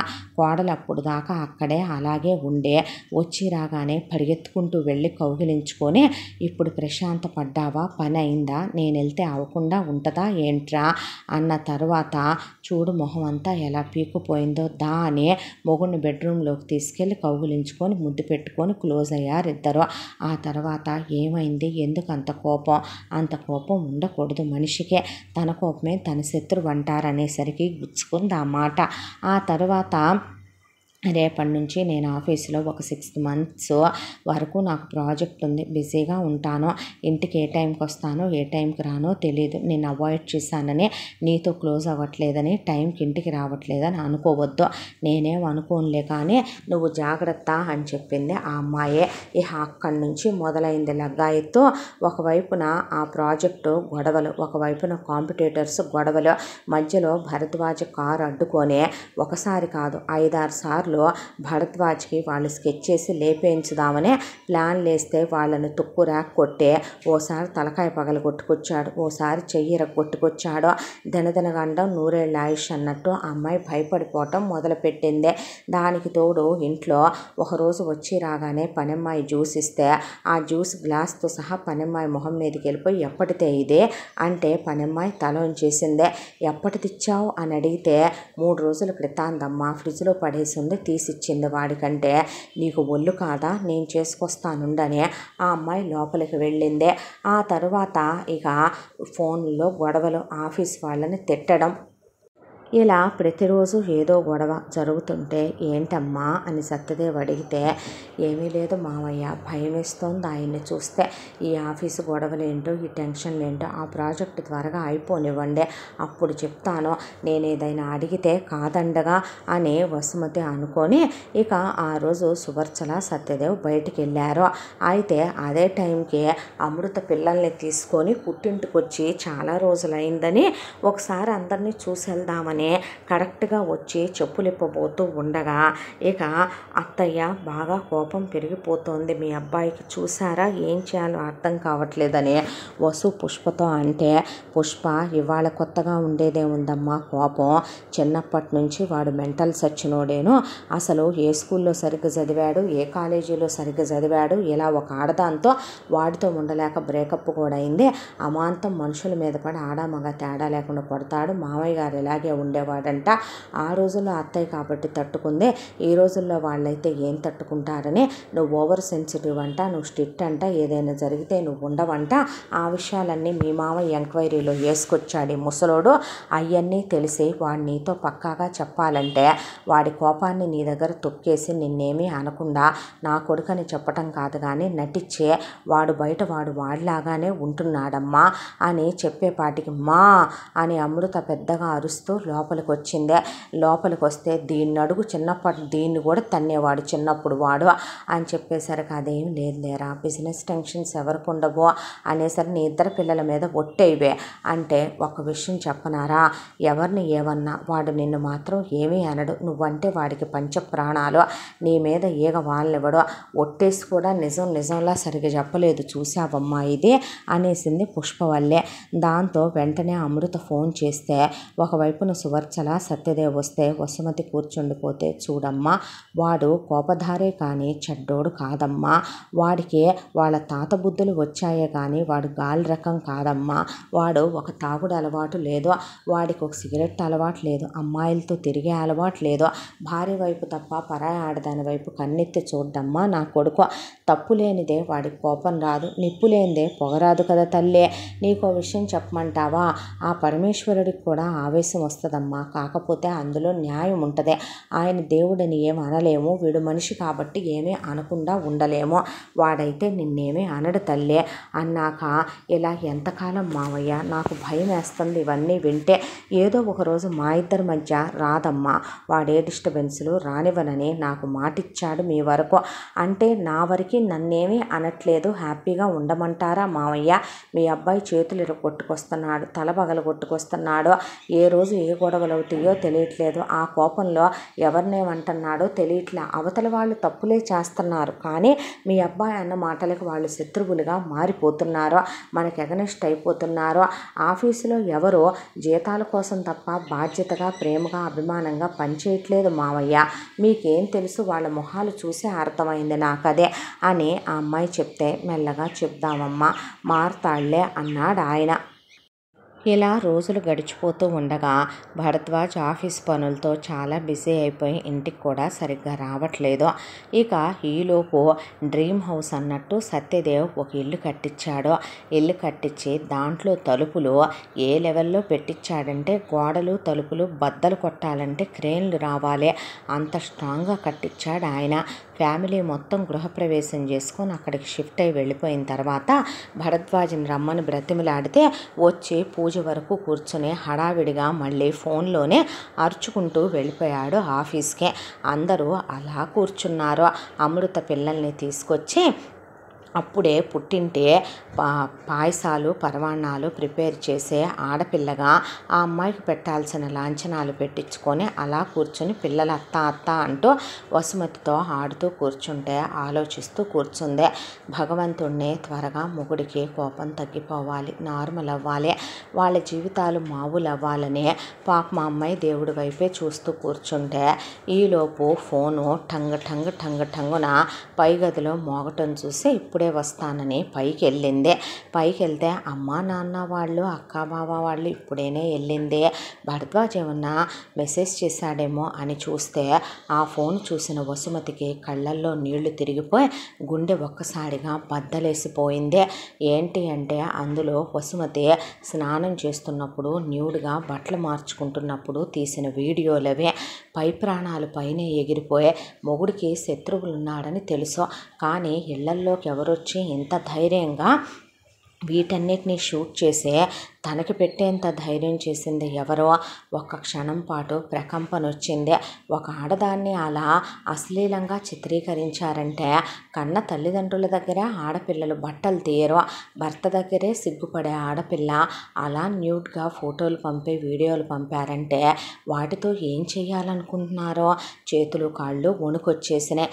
ఎవరికి చెప్పాలో అర్థం కాలా. కిందకు చూస్తే ఆడపడుచు పిల్లలతో సరదాగా కూర్చొని మాట్లాడుతోంది. అత్త మామ ఒకళ్ళనొకళ్ళు నవ్వుతూ జోకులు వేసుకుంటుంటే బామ్మ పూజ దగ్గరయ్యి సర్దుతుంది. ధైర్యం సరిపోలేదు. భర్తకి చెప్పాలా చెప్పకూడదా, చెప్పాలా చెప్పకూడదా, చెప్పాలా చెప్పకూడదా, చెప్తే ఒకవేళ ఇది ఎవరైనా కాంపిటేటర్స్ చేశారంటే ఎలా రియాక్ట్ అవుతాడో అని ఆలోచించి ఫైనల్గా ఒక నిర్ణయానికి వచ్చింది. ఈ విషయం పోనీ అమ్మా నాన్నలకి చెప్తే డైరెక్ట్గా మళ్ళీ తిరిగి వచ్చి నా మొగుడికే చెప్తారో, అదేదో ప్రశాంతంగా కూర్చోబెట్టుకొని ఆవేశపడొద్దనే ఆయనకే చెప్పుకుంటానని భరద్వాజ్కి ఫోన్ చేసి ఎక్కడున్నావు వెంటనేరా, అర్జెంటుగా నీతో మాట్లాడాలి అంది వసు. వస్తానురా, ఇంకొక 1 అవర్లో నీ ముందు ఉంటానని భరద్వాజు బయలుదేరిపోతే మనకేమో ఫ్యాన్స్ ఎక్కువాయా. దాంతో రోడ్డు మీద కాంపిటీటర్స్ని బిజినెస్ మీటింగ్లో భరద్వాజ్ కొట్టాడని భరద్వాజ్ని కొట్టడానికి వాళ్ళు వస్తే అమాంతం వాళ్ళ మీద తిరగబడి కొట్టి వాళ్ళు తల మీద రాడ్డు తీసుకొని వేసి తలలో నుంచి బ్లడ్ కారిపోకుంటూ భరద్వాజ్ ఇంటికి రావడానికి బయలుదేరాడు. అయితే ఈలోపు అటు ఇటు కొత్తింటి బాల్కనీలో ఒక్కటే టెర్రస్ పైన తిరగటం మొదలుపెట్టింది వసుమతి. కరెక్ట్గా అదే టైంకి భుజం మీద చేయి పడేపాటికి ఉలిక్కిపడి వెనక్కి తిరిగింది భర్తేమోనని. చూస్తే అక్కడ అమృత భర్త దర్శన్. ఏంటన్నయ్య, ఏం కావాలంటే ఏం చేస్తున్నావు ఇక్కడ ఈ టైంలో అని అడిగాడు. ఏమీ లేదు, ఊరికే నుంచున్నాను, ఆయన వస్తానన్నారని. అంటే దేనికి, ఇప్పుడే రాడుగా, ఇప్పుడెందుకు రమ్మన్నావు, ఇప్పుడెందుకు వస్తున్నాడు, నేనే ఒక ముఖ్యమైన విషయం చెప్పాలని అని. ఏం లేదన్నయ్య, ఊరికి నేనే రమ్మనమన్నాను, ఇందాక పూజలో నుంచి హడావిడిగా వెళ్ళాడని అనేపాటికి వీడియోల గురించి చెప్దామనా నీ మొగుడికి అన్నాడు. నీకెలా తెలుసు ఆ వీడియోల విషయం అనేపాటికి తన ఫోన్లో నుంచే ఇంకొన్ని అమృతతో తను ఫిజికల్ అయినయే, అమృత తను ఇంటిమేట్ అయినయే, ఇక అమృత స్నానం చేస్తున్నాయి బట్టలు మార్చుకుంటున్నాయి కూడా వీడియోలు పంపాడు దర్శన. పంపేపాటికి నువ్వు మనిషివా పశువారా, వావి వరుసలు లేని కుక్క, నా మొగుడు ఎలాంటోడో నీకు తెలుసు, ముక్కలు ముక్కలుగా నరుకుతాడు నా మొగుడు, మామయ్యకి తెలిస్తే ఊరుకుంటాడనుకుంటున్నావా అనుకుంటున్నావా? నా పుట్టింటోళ్ళు ఊరుకుంటారనుకుంటున్నావా? ఏంట్రా నువ్వు ఈ పనులు, ఎంత చండాల పనులు చేస్తున్నావురా? ఏం ఆశించి చేశావు? డబ్బా, ఆస్తా? ఎందుకింత దిగజారిపోయావు అని అడిగింది వసుమతి. ఇంకా ఆపవే, చాలే కానీ నువ్వు నీ పతివ్రత డైలాగులో.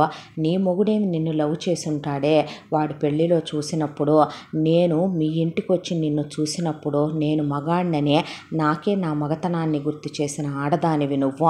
నీ మీద నాకు ఎప్పటి నుంచో కన్నుంది, నీ మీద నేను ఎప్పటి నుంచో మోజుపడ్డాను. ఇప్పుడు ఏంటి నీ మొగుడికి చెప్పి నన్ను కొట్టిస్తావా, తిట్టిస్తావా? ఒక్కసారి కింద దాన్ని చూడు. ఆల్రెడీ దానికి నాకు పెళ్ళై ఎన్ని సంవత్సరాలైంది? 10 ఏళ్ళు అయింది. ఆల్రెడీ మాకు పిల్లలు కూడా 2 ఉన్నారు. ఇప్పుడు ఈ టైంలో నేను దాన్ని వదిలేశాననుకో, ఈ ఫోటోలు వీడియోలు అన్నీ నీ ఆడపడుచువి నీవి కలిసి తీసుకెళ్ళి ఇంటర్నెట్లో పెట్టాననుకో, ఊళ్ళో ఉన్న ప్రతి మగాడు మిమ్మల్ని గంటల లెక్కన రమ్మనమని అడుగుతాడు. అప్పుడు పరువు పోతే నీ అత్త, నీ మామ, బామ్మ, నీ మొగుడు బతుకుతారా? నీ మొగుడు కొడితే తిడితే నేను పడతాననుకుంటున్నావా? అంత నేనే చావజచ్చి ఉన్నాననుకుంటున్నావా? నాకుండే ఇన్ఫ్లుయెన్స్, తెలివితేటలు నాకు ఉన్నాయి. నీ ఆడపడుచుకు నేను విడాకులు ఇవ్వకూడదు, మా కాపురం కూలిపోకూడదు అని నువ్వు అనుకునేటట్టయితే అసలు అదేం బాగుందే? దానందం ఏముందే? దాంతో నేను పడ్డ సుఖమేముందే? నువ్వు నీ మొగుడు బెడ్రూముల్లో ఉంటే ఎన్నిసార్లు కిటికీల్లో నుంచి చూసి వాడు నిన్ను ఎంత అనుభవిస్తాడే, నువ్వు వాడితో ఎంత తృప్తి పొందుతావే? అది చూసిన ప్రతి క్షణం నేనెంత ఇదైపోయానో తెలుసా? అన్నయ్య నీకు దండం పెడతాను, ఎవడే అన్నయ్య? నువ్వు కాసేపు నన్ను మావయ్య, బావయ్య అనుకో, ఇష్యూలొద్దు. నేను ఈ విషయం బయటికి చెప్పను, నువ్వు చెప్పకో. నీ ఆడపడుచుకు ఆల్రెడీ పిల్లలున్నారు. ఇప్పుడు నేను దాన్ని వదిలేసి దాని బతుకు నాశనం చేయటం కన్నా నువ్వు నీ మొగుడికి చెప్తే, నువ్వే నన్ను గదిలోకి రమ్మన్నావంట, నీ మొగుడు నిన్ను సాటిస్ఫై చేయట్లేదని చెప్తా, వాడు సుఖపెట్టట్లేదు అన్నావని చెప్తా, వాడు ఈ మధ్య బిజినెస్ పనుల మీద తిరుగుతూ నీతో క్లోజ్ అవ్వట్లేదు కాబట్టి నువ్వే నా పొందు కోరావని చెప్తాను. నువ్వే అవసరమైతే నాకేదైనా డ్రగ్స్ ఇచ్చి క్లోజ్ అయ్యావనైనా చెప్తా. మగాడేవాడు ఎంతైనా నిన్ను అనుమానించలా? నీ మొగుడు కోపంలో నన్నేం చేస్తాడనేది తీసేయి, నిన్నేం చేస్తాడనేదే, వాడక్కనేం చేస్తాడనేదే ఆలోచించావా? చూసావా? అదే ఎంత క్లోజ్గా తృప్తి పొందుతూ నన్ను దగ్గరికి లాక్కుంటూ నాలో కలిసిపోయే ఒక్కానుకులోనే ట్విన్స్ని కందంటే అదే ఎంత హార్స్ పవర్ ఉన్న ఆడదో నీకు అర్థం కావట్లా? విల్ యూ ప్లీజ్ షటప్ అందే వసుమతి. అన్న తర్వాత దేనికే నువ్వు మర్యాదగా నేను చెప్పిన మాట వినే, నీకు 24 గంటలు టైం ఇస్తాను, ఈలోగా మూసుకొని నేను ఆఫీస్ పని మీద ట్రిప్పుకు వెళుతున్నానని ఒక లాడ్జిలో ఉంటా. నువ్వు అక్కడికి రా. 1 నెల రోజులో నాకు నీ మొత్తం శరీరాన్ని విందు భోజనం వడ్డించినట్టు వడ్డించు. ఆ తర్వాత మనిద్దరం కలవటం కుదరదనుకోకో. నాకు మూడొచ్చినా నీకు మూడొచ్చినా ఏ గుడికి వెళ్తున్నానో, ఫ్రెండ్ని కలవడానికి వెళ్తున్నానో వచ్చి ఎంజాయ్ చేసి వెళ్దాం. ఈ విషయం 3వ కంటికి తెలియనివ్వను. నా ద్వారా నీకు పిల్లలు పుట్టరు. నేను బర్త్ కంట్రోల్ యూస్ చేస్తా. వాడితో మామూలుగానే కాపురించే, ఆ విషయం వాడికి చెప్పాల్సిన అవసరం ఏంటి? నేను దానికి చెప్పను, నువ్వు వాడికి చెప్పకో అనే పాటికి వసుమతి లాగి దవడ మీద కొట్టింది దర్శన్నే. నువ్వు కొట్టే కొద్దీ నాకు ఇంకా నీ మీద కసి పెరిగిపోతుందే అని నీ మొగుడు వచ్చాడు చూసుకోమనేసరికి భరద్వాజు తలకి కర్చీఫ్ పట్టుకొని రక్తం కారుతుండగా వచ్చేసరికి, వీడి కోసమా అంతిదైపోతున్నావో కోపిష్టెదవ, ఎవరిని ఏం చేశాడో, ఎప్పుడు పోతాడో, ఎవరు పైకి పంపుతారో వీడినే అనుకుంటూ బీ స్ట్రాంగ్ మై గర్ల్ అని అక్కడి నుంచి వెళ్ళిపోయాడు దర్శనం. వెళ్ళిపోయిన తర్వాత వసుమతి పరిగెత్తుకుంటూ వెళ్ళి ఫస్ట్ ఎయిడ్ చేసింది భరద్వాజ్కి. ఫస్ట్ ఎయిడ్ చేసిన తర్వాత, ఏమైంది ఇప్పుడు, ఎందుకు ఏడుస్తావో అంటే, నిన్ను ఏమని చెప్పాలి, ఇలాంటి గొడవలకు వెళ్ళొద్దని ఎన్నిసార్లు చెప్పాలి అని అడిగితే, పిచ్చి పట్టిందా ఏంటి, నాకేమంత స్ట్రాంగ్గా తగలలేదులే అని డాక్టర్ని పిలిపించి మళ్ళీ ఒకసారి చెక్ చేయించితే అంతేమీ లేదులేంటనే డాక్టరు బ్యాండేడ్ వేసి కొన్ని పెయిన్ కిల్లర్స్ ఇంజెక్షన్స్ ఇచ్చి వెళ్ళాక వసుమతి నేను చెప్తే నువ్వు వినబాకు, నేను బతుకున్నంతకాలం నా మాట వినకూడదని నువ్వు కంకణం కట్టుకొని కూర్చున్నావులే అని బెడ్రూమ్లోకి వెళ్ళి తలుపేసుకుంది. ఇప్పుడు మేడం అలిగినట్టున్నారేంట్రా పాపం శుభమా అంట వ్రతం చేసుకుంటే కాసేపు ఉండకుండా ఆఫీస్ పనుల మీద వెళ్ళిపోయావు. అక్క నాకేమైనా దాన్ని వదిలి వెళ్ళాలని ఉంటుందా?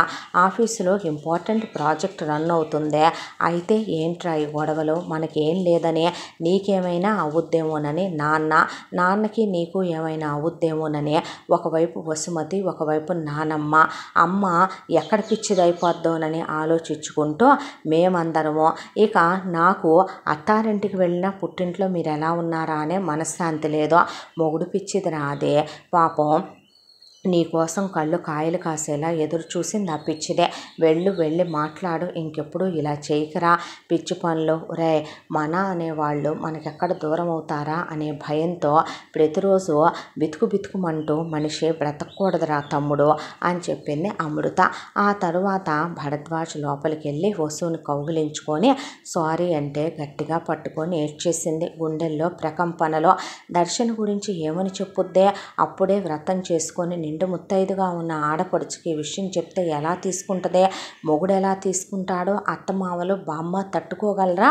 అసలు తల ఒకవైపున పని చేయట్లేదు. దాంతో భార్యను దగ్గరికి తీసుకుంటే వెళ్ళి పడుకోపో అందే. నన్ను రమ్మన్నావు గుర్తొచ్చానా ఏంటే అని ముద్దు పెట్టుకొని భార్యను దగ్గరికి తీసుకొని క్లోజ్ అయి గుండెల మీద పడుకోబెట్టుకుంటే నిన్నొక విషయం అడగనా అంది. ఏంట్రా అన్నాడు.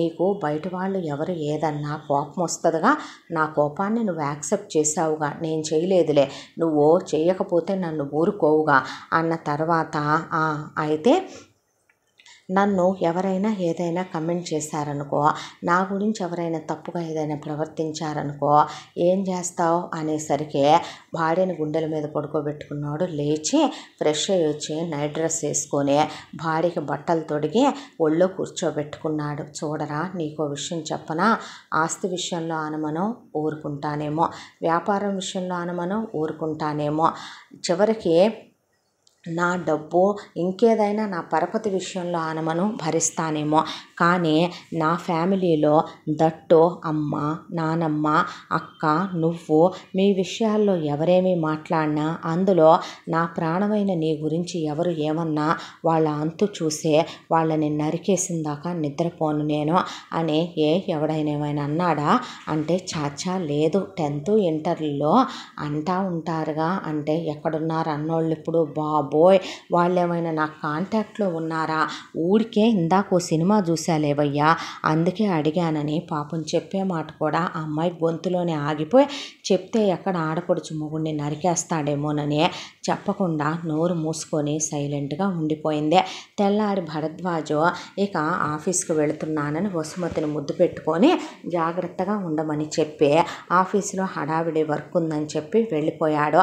ఒకవైపున ఆడపడుచు మొగుడు మెసేజ్లు పెట్టి నువ్వు మర్యాదగా ఒప్పుకోకపోతే అత్త కత్తిలాగా ఉంటుంది, మామ పెద్దగా అత్తని టచ్ చేయలేదు, అత్తయ్య కూడా మొత్తం వీడియోలన్నీ నా దగ్గర ఉన్నాయి, అవి కూడా కలిపి లీక్ చేస్తా, ముసల్దైనా బామ్మాయి కూడా ఉన్నాయి నా దగ్గర, జాగ్రత్త అని మెసేజ్ల మీద మెసేజ్లు పెట్టి వీడియోల మీద వీడియోలు పెట్టి మర్యాదగా మూసుకొని రా, ఎప్పుడొస్తావు ఇంతకీ అని టార్చర్ చేయటం మొదలుపెట్టాడు. ఒకవైపున ఇంట్లో వాళ్ళకి చెప్పలేదు, పుట్టింటి వాళ్ళకి చెప్పలేదు. అలాగని వాడు చెప్పిన పనికి తన క్యారెక్టర్ని చంపుకొని తల వంచి వాడితో ఏ లాడ్జిల్లోనో పక్క పంచుకోలేదు, ఆడపడుచు జీవితంలో విషాన్ని నింపలేదు, భర్తకి ఈ విషయాలన్నీ మనసు విప్పి చెప్పుకోలేదు. కాబట్టి ఒక్కటే డిసైడ్ అయింది, తను బ్రతకూడదనే పాయిజన్ బాటిల్ తెచ్చుకొని ఉత్తరంలో మొత్తం రాసిందే మొగుడికి వివరంగా. తన కోపమే తన శత్రువు అని పెద్దవాళ్ళు ఎందుకంటారో తెలుసా? నీ కోపం ఏ రోజు నా దాకా వస్తుందోననే నేను ప్రతి క్షణం భయపడుతూనే బ్రతుకుతున్నాను. నువ్వు నన్ను ఎంత ప్రేమగా చూసినా నీకున్న ఆ కోపం నిన్ను నాకెక్కడ దూరం చేసుద్దో, ఎవరు ఏం చేస్తారో అనే భయంతోనే నేను ఏ రోజు సంతోషంగా ఉంటోంది లేదో, నువ్వు నన్ను అర్థం చేసుకుంది లేదో. ఈరోజు ఇంత పెద్ద విషయం జరిగినా నీకు చెప్పుకోలేని స్థితికి నన్ను తీసుకొచ్చింది నీ కోపం, నీ మూర్ఖత్వమే. నువ్వు ఇకనైనా నేను పోయాకైనా ఆ కోపాన్నే నా ఆఖరి కోరికగా మన్నించే వదిలేయవా ప్లీజ్. నా అస్థికలు గంగలో కలుపుతూ నీ కోపాన్ని కూడా గంగలో వదిలేయి ప్లీజ్ భరద్వాజ్. నీకు ఒక లైఫ్ ఉంది, హ్యాపీగా ఒక అమ్మాయిని చేసుకొని సంతోషంగా ఉండో. ఇప్పుడు ఈ విషయం వదినకి తెలియనివ్వకు. అలాగని ఒకవేళ వదినకి తెలిసినా ఆ దరిద్రుణ్ణి వదిన లైఫ్లో ఉండనివ్వకు. అలాంటి విషయాన్ని చిమ్మే కాలనాగు ఎప్పటికైనా ప్రమాదకరమైన వాడే. వాడిని పోలీసులకు పట్టించో. వదినకి ఇంకో పెళ్లి చేయి, పిల్లల్ని తండ్రి లేని వాళ్ళని చేయకో. అత్తయ్య మామయ్యలకి నా కడసాటి నమస్కారాలు. బామ్మకి మళ్ళీ నేను తిప్పి ఇదే ఇంట్లో పుడతానని చెప్పానని చెప్పు అని వెక్కి వెక్కి ఏడుస్తూ తెల్లవార్లు ఇంటిళ్ళపాదికి ఉత్తరాలు రాసి తన చావుకు ఎవరూ కారణం కాదని రాసి పుట్టింటి వాళ్ళకు ఉత్తరం రాసి పెట్టి మొత్తానికి ఆ మొత్తం కలిపి టేబుల్ మీద పెట్టి పేపర్ వెయిట్ పెట్టి అమ్మాయి పాయిజన్ తాగేసి పక్కనే ఫోన్ పడేసి అలా పడుకుంటే ఎప్పుడు మత్తు కమ్మేసిందో తెలియలేదు వసుకి. పొద్దుటే టిఫిన్కి రావాల్సిన మనిషి రాలేదేంటని అమృత అడిగితే వీడి గురించి ఆలోచిస్తూ ఉండుంటుంది. పిల్లకి మనశ్శాంతి ఉండేడుగా సన్నాసుడని పుష్పవల్లి వెళ్ళి పిలుచుకురామ్మా అని సువర్చల అనేపాటికి సత్యదేవ్ ఇప్పుడు దాకా రాకుండా ఉండదే అమ్మాయి అని వెళ్ళిరా అమ్మ, ఏదన్నా లేడీస్ ప్రాబ్లం ఏమో అని పంపాడు ఆయన. వెళ్ళిన అమృతకి గుండె ఆగిపోయింది. వసుమతి నోట్లో నుంచి ముక్కుల్లో నుంచి బ్లడ్ వచ్చేస్తోంది. ఇక కంగారుగా అంత కంగారులోనూ టేబుల్ పక్కన పెట్టున్న కాగితాలు తీసి లెటర్లు మొత్తం చదివింది. ఒక్కసారిగా మనిషి మ్రాన్ పడిపోయింది. ఆ తరువాత ఆ అమ్మాయి ఫింగర్ ప్రింట్ వేయించి ఫోన్ ఓపెన్ చేసి ఫోన్లో ఉన్న వీడియోలు మొత్తం చూసిందే. చూసిన తర్వాత ముందు ప్రశాంతంగా తలుపు దగ్గరికి లాగి కిందకు వచ్చింది. మొగుడు కాఫీ తాగుతుంటే ఇట్రా దర్శన్, నీకు ఒక ఇంపార్టెంట్ విషయం చెప్పాలంటే. పిల్లలు డాడీ డాడీ అని ఆడుకుంటుంటే పిల్లల్ని నానమ్మ ఒకసారి పట్టుకోమని వాళ్ళకి ఏదైనా పెట్టని అప్పచెప్పి ఇట్రా నువ్వంటే ఏంట్రా ఏమైంది అన్నాడు దర్శన్. లోపలికి ఒక్క తోపు తోసి అసలు ఆ తలుపులు చాలా స్ట్రాంగ్గా ఉన్నాయి. తలుపులేసి తాళం తిప్పేసి నానా క్యాచ్ అని తాళం ఆయనకి ఇచ్చిందే.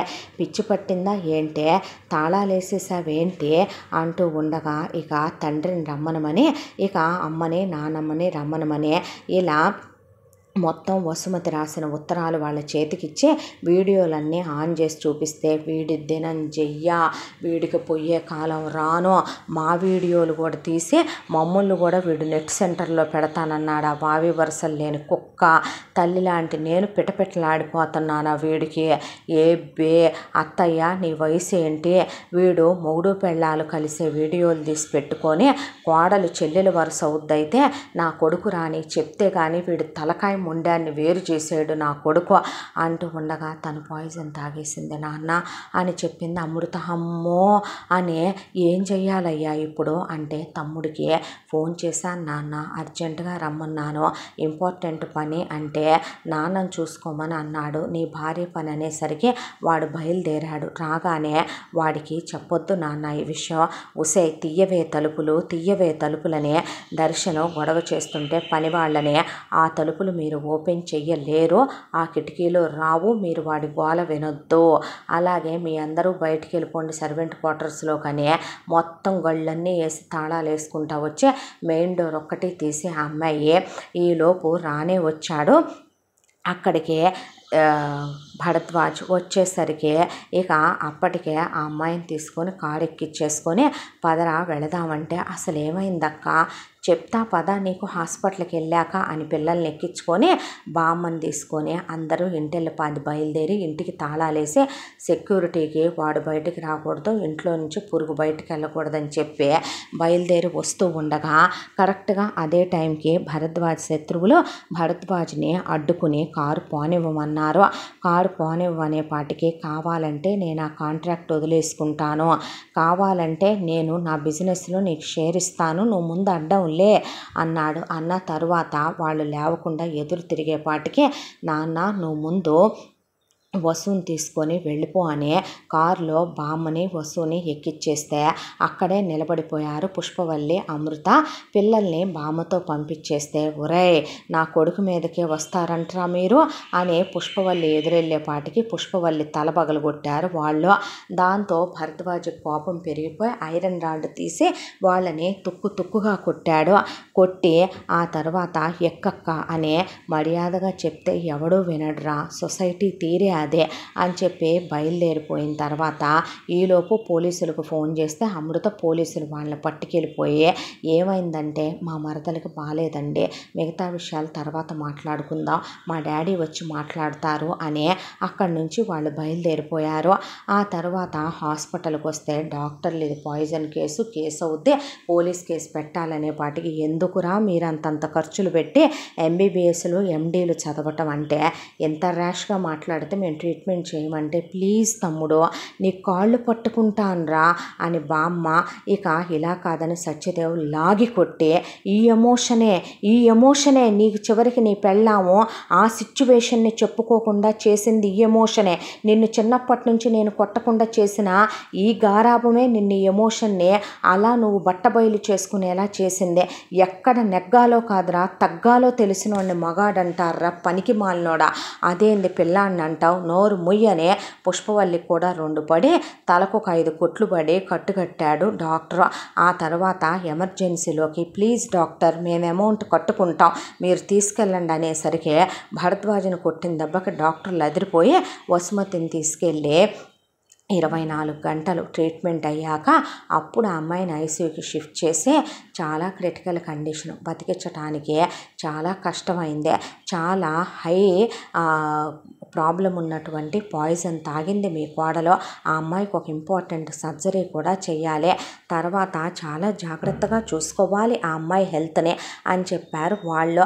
సరేనన్న తర్వాత అసలు నేనేమీ అనలేదుగా నాన్న, ఎందుకు వసు ఇంత పాయిజన్ తాగాల్సి వచ్చింది, అసలు నేను దాన్ని చాలా ప్రేమగా చూసుకుంటానుగా అనేసరికి అమృత అప్పుడు భరద్వాజ్ చేతిలో లెటర్లు పెట్టి ఫోన్ పెట్టింది. ఇక మొత్తం చూశాడు, తల్లివి నానమ్మవి అక్కవి వచ్చేసరికి తల పక్కకి తిప్పేశాడు. తల పక్కకి తిప్పేశాక వాడెక్కడున్నాడక్క, ఇంట్లోనే ఉన్నాడురా అన్న తర్వాత బామ్మ దగ్గర పిల్లల్ని పెట్టి ఇక పుష్పవల్లి సత్యదేవు అమృత కలిపి భరద్వాజ్తో బయలుదేరారు కారులో. బయలుదేరిన తర్వాత ఇంటికి వెళ్ళాక అలా డోర్లు ఓపెన్ చేస్తే ఇక అమృతని దర్శన్ లాగి పెట్టి కొడితే ఆ అమ్మాయి నోట్లో నుంచి బ్లడ్ పడిపోయింది. ఏమే బజార్దానా నన్ను గదిలో పెట్టి తాళాలు వేస్తావంటే అనే పాటికి నువ్వు మనిషివా పశువారా, ఆ అమ్మాయి నీకేమవుతురా, నీ చెల్లెలు కదో ఎలా చేసావురా అని సత్యదేవ్ అడిగితే తప్పేంటి, ఏ కుక్కకు పుట్టిన పిల్లలు కుక్కతో కాపురం చేయటల్లా, పిల్లికి పుట్టినవి చేయటల్లా, కోడికి పుట్టినవి చేయటల్లా, నువ్వు జ్ఞానం ఉన్న మనిషివిరా, పశువా, నువ్వు పశువా మృగానివా అని ఇక్కడ ఈయన మాట్లాడుతూ ఉండగానే భరద్వాజ్కి పైన ఒక ఎక్విప్మెంట్ ఉంటుంది వసుమతికి తెలియని చోట, ఇక గొలుసులు అలాగే ఐరన్ రాడ్లు అవన్నీ తీసుకొని వచ్చి కొట్టటం, కొడితే దర్శన్ని అసలు పోయాడేమో అనుకున్నారు వీళ్ళు.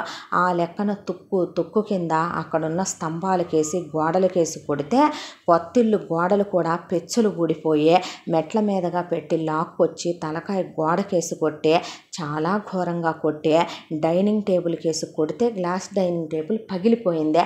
ఆ తర్వాత ఇక అక్కడే ఉన్నటువంటి అమ్మవారి దగ్గర ఉన్నటువంటి దీపపు సిమ్మ తీసుకొని పొడి చేయబోతుంటే ఆయన గట్టిగా పట్టుకొని నాన్న నీకు దండం పెడతాను, నువ్వు ఇప్పుడు అవన్నీ చేసి నువ్వు జైలుకి వెళ్తే నీ భార్య ఏమైపోద్దిరా, ఆ పిచ్చిదానికి నువ్వంటే ప్రాణంరా, అసలు ఇలాంటి వెధవలందరూ అలా చేయగలుగుతున్నారంటే నీ కోపం కాదా నాన్న కారణం, తమ్ముడు వాడిని వదలొద్దు, అలాగని నువ్వేమీ చెయ్యొద్దు, వాడిని నేను జైలుకు పంపుతాను, నువ్వు కంగారు పడొద్దు అని ఆయన ఆల్రెడీ పోలీసులకు ఫోన్ చేస్తే పోలీసులు అంబులెన్స్ తెచ్చి తీసుకెళ్ళి హాస్పిటల్లో పడేస్తే ఇతనికి మొత్తం రికవరీ అయ్యి అన్ని సర్జరీలు చేసి ఇతను నార్మల్ అవటానికే 1 year పట్టుద్దండి, అలా కొట్టారు ఎవరు కొట్టారో కానీ అనే పాటికి పోలీసులు కూడా జరిగిన విషయం తెలుసుకొని థూ అని వాళ్ళు కూడా హాస్పిటల్లో పడేస్తే అమృత ఇక అత్తమామలకి ఫోన్ చేసి జరిగిన విషయం మొత్తం చెప్పేసరికి ముందు తలదించుకొని కొడుక్కి ట్రీట్మెంట్ చేయించుకుంటూ కొడుకుని ఏం పనులని కాండ్రించి ఉమ్మి ఆ తర్వాత ఇక కొడుకు ట్రీట్మెంట్లో మునిగిపోయారు వాళ్ళు. ఈలోపు వసుమతికి స్పృహ వచ్చింది. భరద్వాజ్ ఎందుకు ఇలా చేశావంటే నీ కోపం నీ లోపం అయిపోతుంది, ఆ లోపంతో నువ్వెక్కడ నాకు దక్కకుండా పోతావో అనే భయంతో నేను ఏ రోజు మనశ్శాంతిగా ఉండట్లేదు అని ఆ అమ్మాయి ఏడ్చేపాటికి భార్యను పట్టుకొని వెక్కి వెక్కి ఏడ్చే ఇంకెప్పుడు నేను ఇలా ఉండనని, నేను ఇక నుంచి నిన్ను అర్థం చేసుకుంటానని, దయచేసి నన్ను క్షమించమని, నా కోపమే ఇన్ని జరగటానికి అనర్థాలకి కారణమైందని నేను తెలుసుకోవటానికి నాళ్ళు పట్టిందని సారీ చెప్పి భార్యకి ఆపరేషన్ చేయించే ఆ తర్వాత వసుమతి కోలుకోవటానికి 6 నెలల కాలం పట్టింది. ఆ తర్వాత వీళ్ళు ఇంటికి వచ్చారు. ఇంటికి వచ్చిన తర్వాత అమృత పరిస్థితి ఏంటని సత్యదేవ్కో బాధ. ఎందుకు నాన్న బాధపడతావో, వాడిని మీరేం చెయ్యొద్దు పోలీసులకు అప్పచెప్పండి అంది వసుమతి.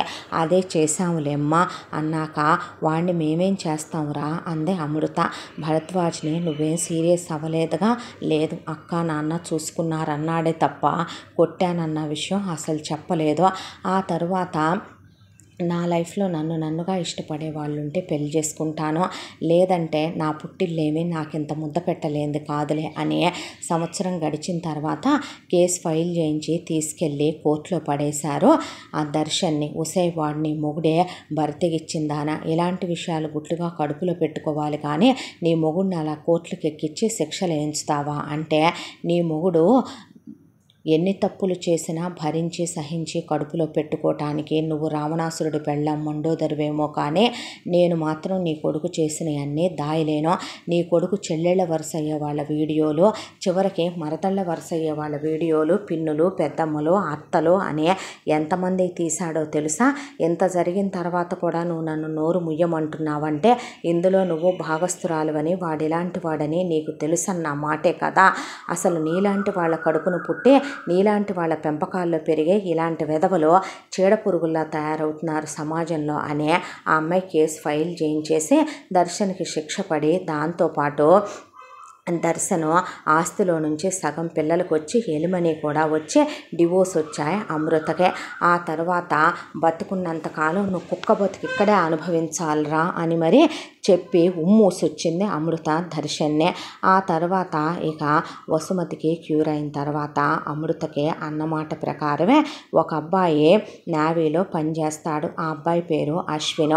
భార్య మంచిది కాదు, సూసైడ్ చేసుకొని పోయింది. అంతకుముందు ఎక్స్ బాయ్ ఫ్రెండ్ని మర్చిపోలేక ఆ అబ్బాయికి పిల్లలు లేరు. అమృత పిల్లల్ని తన పిల్లలుగా స్వీకరిస్తానని ఆ అబ్బాయితో పాటు వాళ్ళ కుటుంబం కూడా హామీ ఇచ్చాక అమృతకి ఆ అబ్బాయికి పెళ్లి చేసేశారు భరద్వాజ్ వాళ్ళు. అయిపోయిన తర్వాత అమృతకి ఆ అబ్బాయికి ఒక బాబు పుట్టాడు. మళ్ళీ 3 పిల్లల్ని అశ్విన్ వాళ్ళ అమ్మా నాన్న చూసుకుంటుంటే నిజంగా మొత్తం వాళ్ళ మనవళ్ళే అన్నంత ప్రేమగా వాళ్ళు చూసుకుంటాం. ఆ తర్వాత అమృత షిప్ మీద మొగుడుతో కలిసి 6 నెలలు ఉంటే 6 నెలలు భూమి మీద ఉంటారు వాళ్ళు. అలా అమృత లైఫ్ సెటిల్ అయిపోయింది హ్యాపీగా. ఆ తర్వాత వసుమతి గర్భవతి అయ్యి వసుమతికి ఫస్ట్ ఒక బాబు తర్వాత ఒక పాప పుట్టారు. భరద్వాజ్ ఇప్పుడు చాలా మారిపోయాడు. భార్యతో ఇదివరకటి కన్నా ఎక్కువ ప్రేమగా ఉంటున్నాడు. అవసరమైతే తప్ప ఆఫీసులో ఇక ఏదైనా ఇంపార్టెంట్ పని వల్ల కావట్లేదు వినట్లేదంటే తప్ప కోపం చాలా తగ్గించేసుకున్నాడు.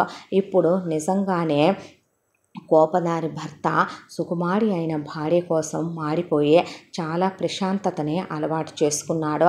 ఇక మరీ అవ్వని పనులు ఏదైనా వచ్చినాయి అంటే చేతికి నోటికి పని చెప్పటమే తప్ప లేదంటే కనుక అస్సలు ఇదివరకిట్లాగా ఉండటమే మానేశాడు.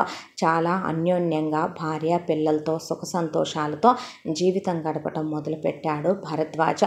తన కోపమే తన శత్రువు అని భార్య అన్నమాటనే ప్రతిరోజు ఒక 100 సార్లు గుర్తు చేసుకునేవాడు. భార్య బ్రతికింది కాబట్టి సరిపోయిందే, పోతే తన జీవితం ఏమై ఉండేదని ప్రతి క్షణం అదే గుర్తు తెచ్చుకుంటూ తన తానే సెల్ఫ్ కంట్రోల్ చేసుకున్నాడు. ఇలా వీళ్ళ జీవితాలు సుఖాంతమయ్యాయి. ఇంతటితో ఈ కథ సమాప్తం. మళ్ళీ మరొక మంచి కథతో కలుసుకుందాం. తప్పకుండా మన ఛానల్ని సబ్స్క్రైబ్ చేసుకోండి. ఈ కథను మనకు అందించిన కథా రచయిత్రి జి యామిని శ్రీనివాస్ గారు. Thank you.